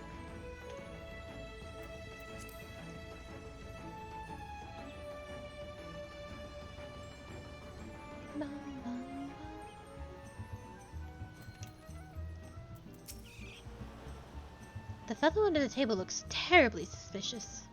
What? Oh. Yeah, I would say so.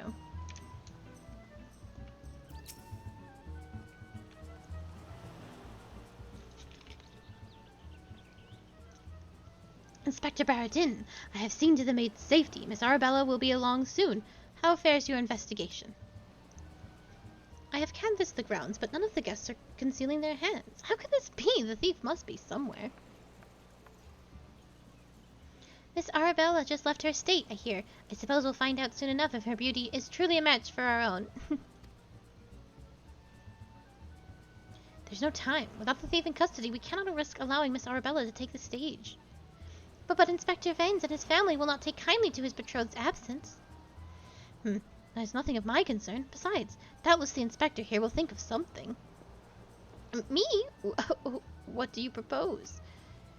You're the expert in creating diversions. Can't you just knock something over, blow something up, or the like? You know, like you always do? Inspector Barradin, I knew the day would come that you would recognize my many talents. Worry not about Master Vanes. Yes, for the sake of a maiden, a gentleman will do what needs to be done. The poor sop lacks even the wits to know when he's being insulted. Now to the task at hand. We must find a way to conceal Miss Arabella's true identity. Not far from here is the servants' quarters, but there should be a change of clothes lying about. Perfect. Macaulay, find some suitably ordinary garb and deliver it to Miss Arabella outside the gates. I shall proceed with the investigation. I'm gonna finish up Hildebrand, because I know it's almost done. And then we will call it. I think it's almost done. It feels almost done. Has the Lapis Maiden arrived yet? I must simply look upon her beauty for myself. Servant's garb, you say? I much prefer what you're wearing, but we certainly have enough rags to go around. Here you go. Do with them as you will.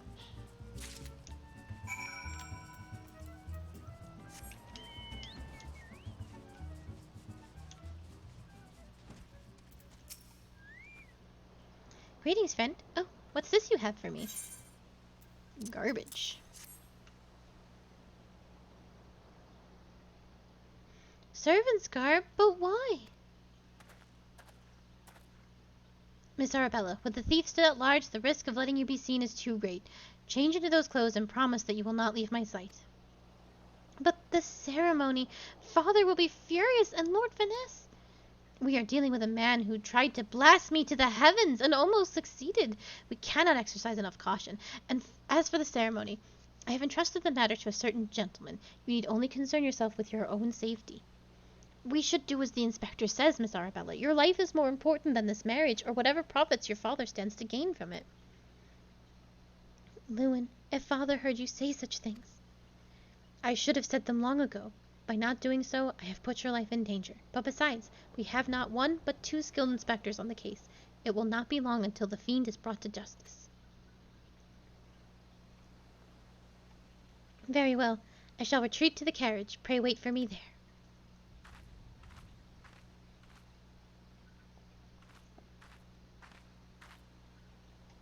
My apologies for the delay, but what should I do with the banquet dress, Inspector? Akali, bring Miss Arabella's dress to the bumbling inspector. I dare not speculate as to how he intends to see this task done, but I've skipped ahead by accident. We're giving Hildebrand the dress. Surely he will make do.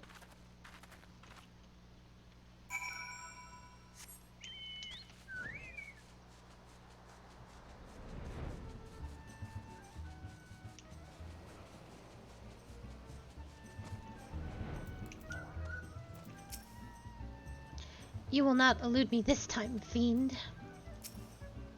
Ah, you return? Me? I was in the act of formulating a master plan to distract Master Venice at the ceremony. Is there aught I might do for you?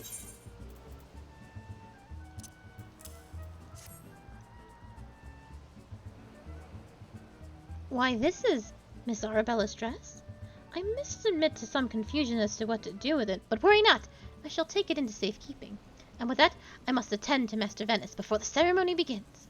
Worry not, friend. I assure you that Inspector Brarodin and I have the situation entirely under control. Why not find yourself a seat and enjoy the festivities?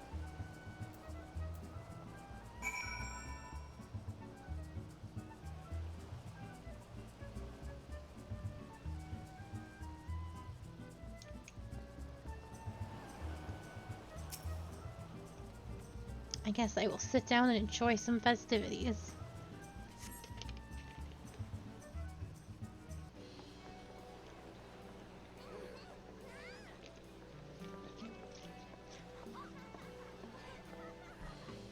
Curses! How am I supposed to find my man with all these people milling about?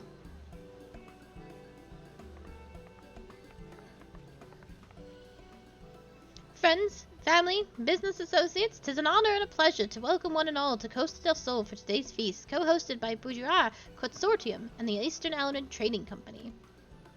We trust that you have been enjoying fine food, fine spirits, and profitable conversation.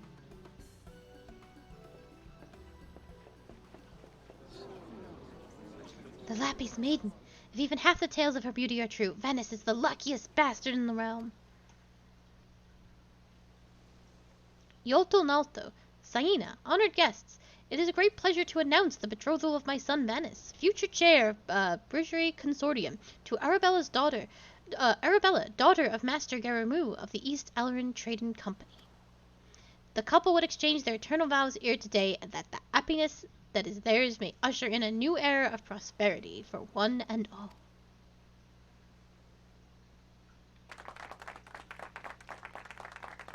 Ladies and gentlemen, may I present my son's lovely bride, the Lappy's maiden, whose beauty minstrels will sing of for ages to come. Damn you, Hildebrand. Mandeville, you had one job.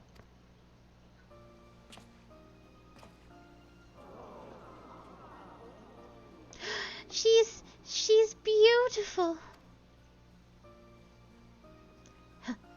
Were the rabble expecting otherwise? She is my bride, after all.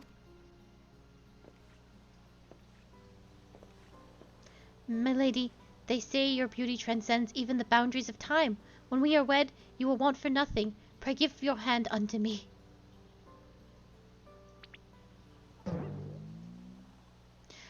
My sun and stars, yes, yes, 1,000 times yes, I am yours and shall be forevermore.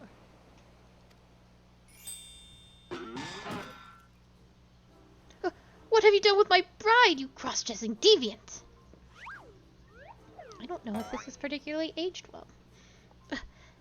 Not quite what I intended, but I suppose it serves our purpose.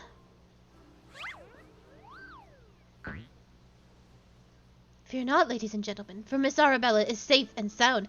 I, Hildebrand, agent of inquiry, inspector extraordinaire, have but assumed the maiden's appearance to ensure the vile fiend who would take aim at her life.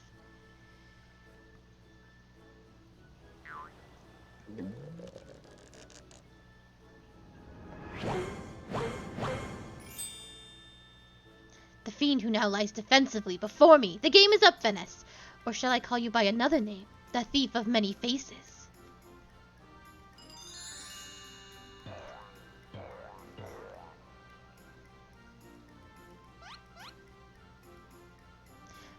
Me? A thief? Are you mad?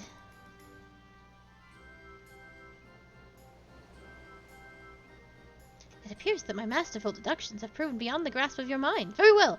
Allow me to elucidate. While there is not a soul in the realm who has not heard of the tales of Miss Arabella's beauty, there are but 2 men here in Costa del Sol who had gazed upon her lovely visage before today. Her father, Gurigermu, and her steward, Lewin Hart.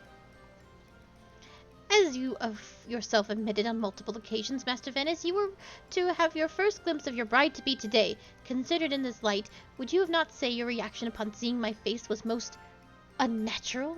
Yeah, Who else could see through my ingenious disguise? Who could know at a glance that I was not the fair maiden? None save for you, ye of 1,000 faces.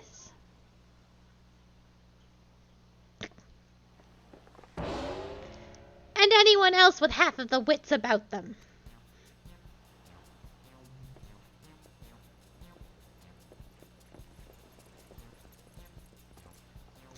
How dare you make a mockery of me on my wedding day? Guards, arrest that pervert at once. Lock him up in a jail and throw away the key.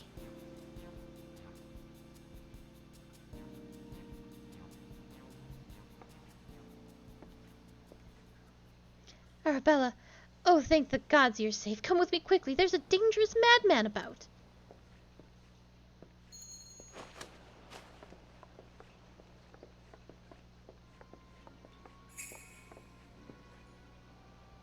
A glove on the right hand. Could it be?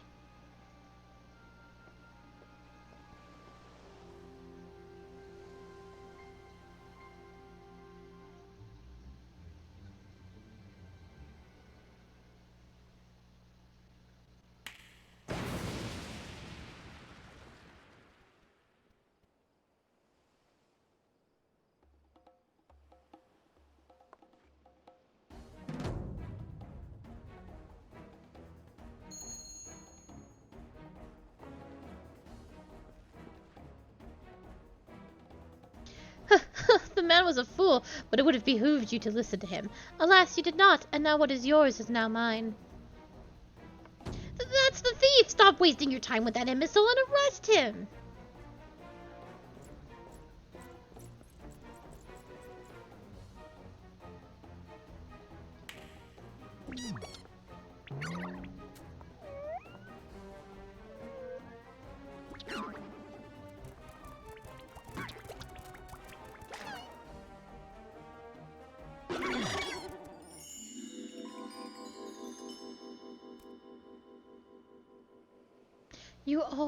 You came all this way for me? You love me? You really, really love me?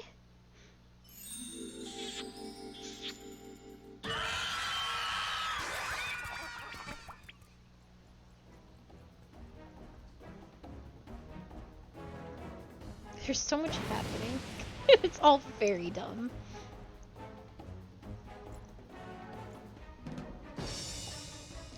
The attention is most flattering, but I have taken what I came for, and now I must away. My lords, my ladies, till we meet again.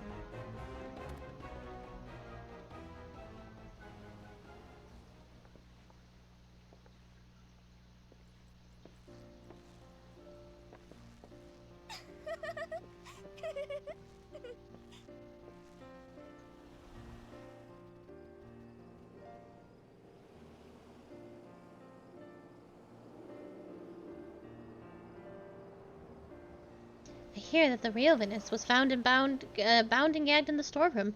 Truly, Miss Arabella, I am so sorry. For what, my lady? The banquet was more exciting than I could have ever hoped for. Vanessa and his father were furious, of course, and our marriage has been called off.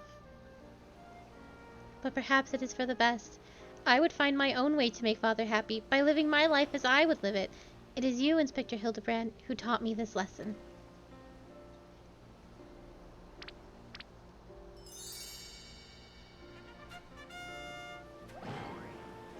For the love of God, somebody find him a change of clothes. But one thing still puzzles me. The thief's challenge said he would steal the Lapis Maiden's virtue, but in the end, he only took her neckpiece. Now that you mention it, Master Garamund told me about the clasp when it first arrived, engraved with the mark of the Sun Goddess.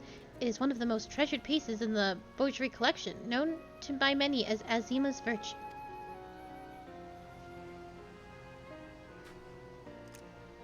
The Maiden's virtue, indeed. When the next challenge comes, we must take extra care to read between the lines.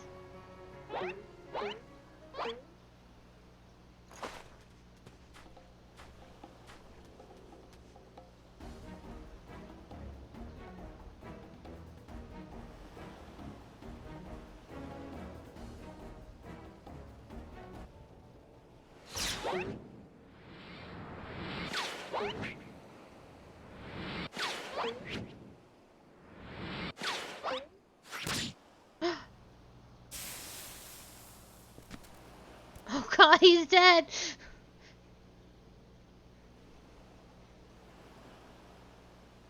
Over here, Inspector! It says, made you look.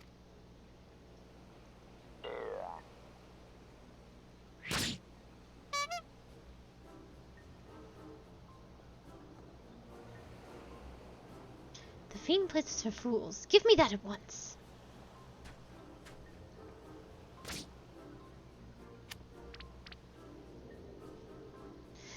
When next we meet, I shall come to claim the victor's spoils. Another riddle.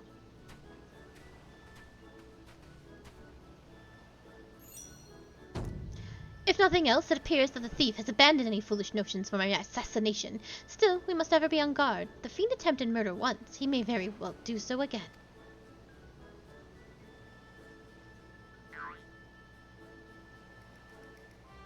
Verily, Inspector, I must agree. One can never be too wary when dealing with a murderer.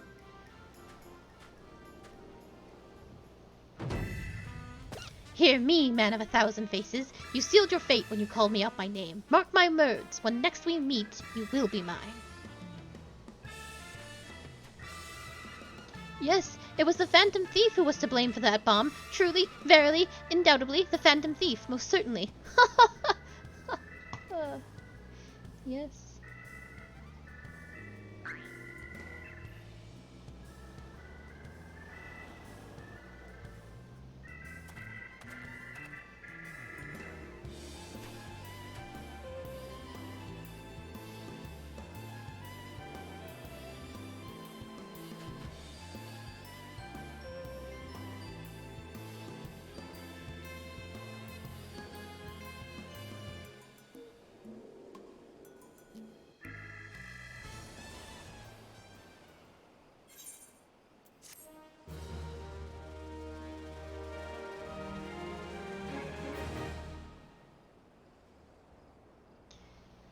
I have unlocked a parlay minigame. Entertain yourself as many a Manderville man has before you by opening the toy chest in any inn room. I had no idea that was a thing. To the victor goes a priceless treasure,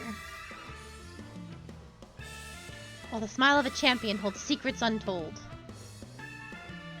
And 8 legs are better than 2. Can a Manderville man triumph over terrors and win the day?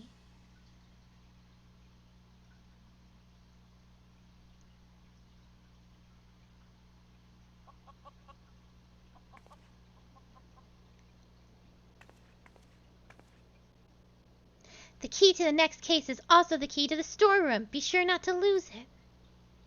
Wait, it's a real key and a figurative one at the same time? Is that even...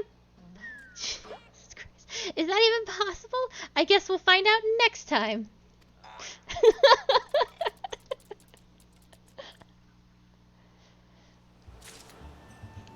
There's so much happening all of the time. God.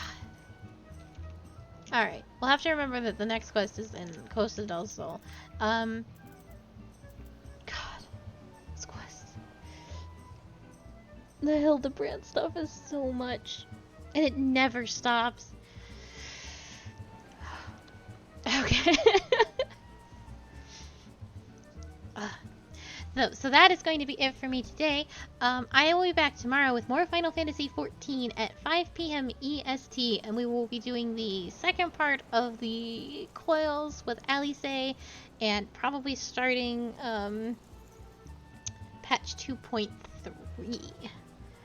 So that will be very exciting and very fun. Thank you so very, very much for being here. If you're looking for more of me and what I do, you can find my YouTube, my Discord, and my Twitter all linked in my About page, along with everyone who has helped make this stream possible.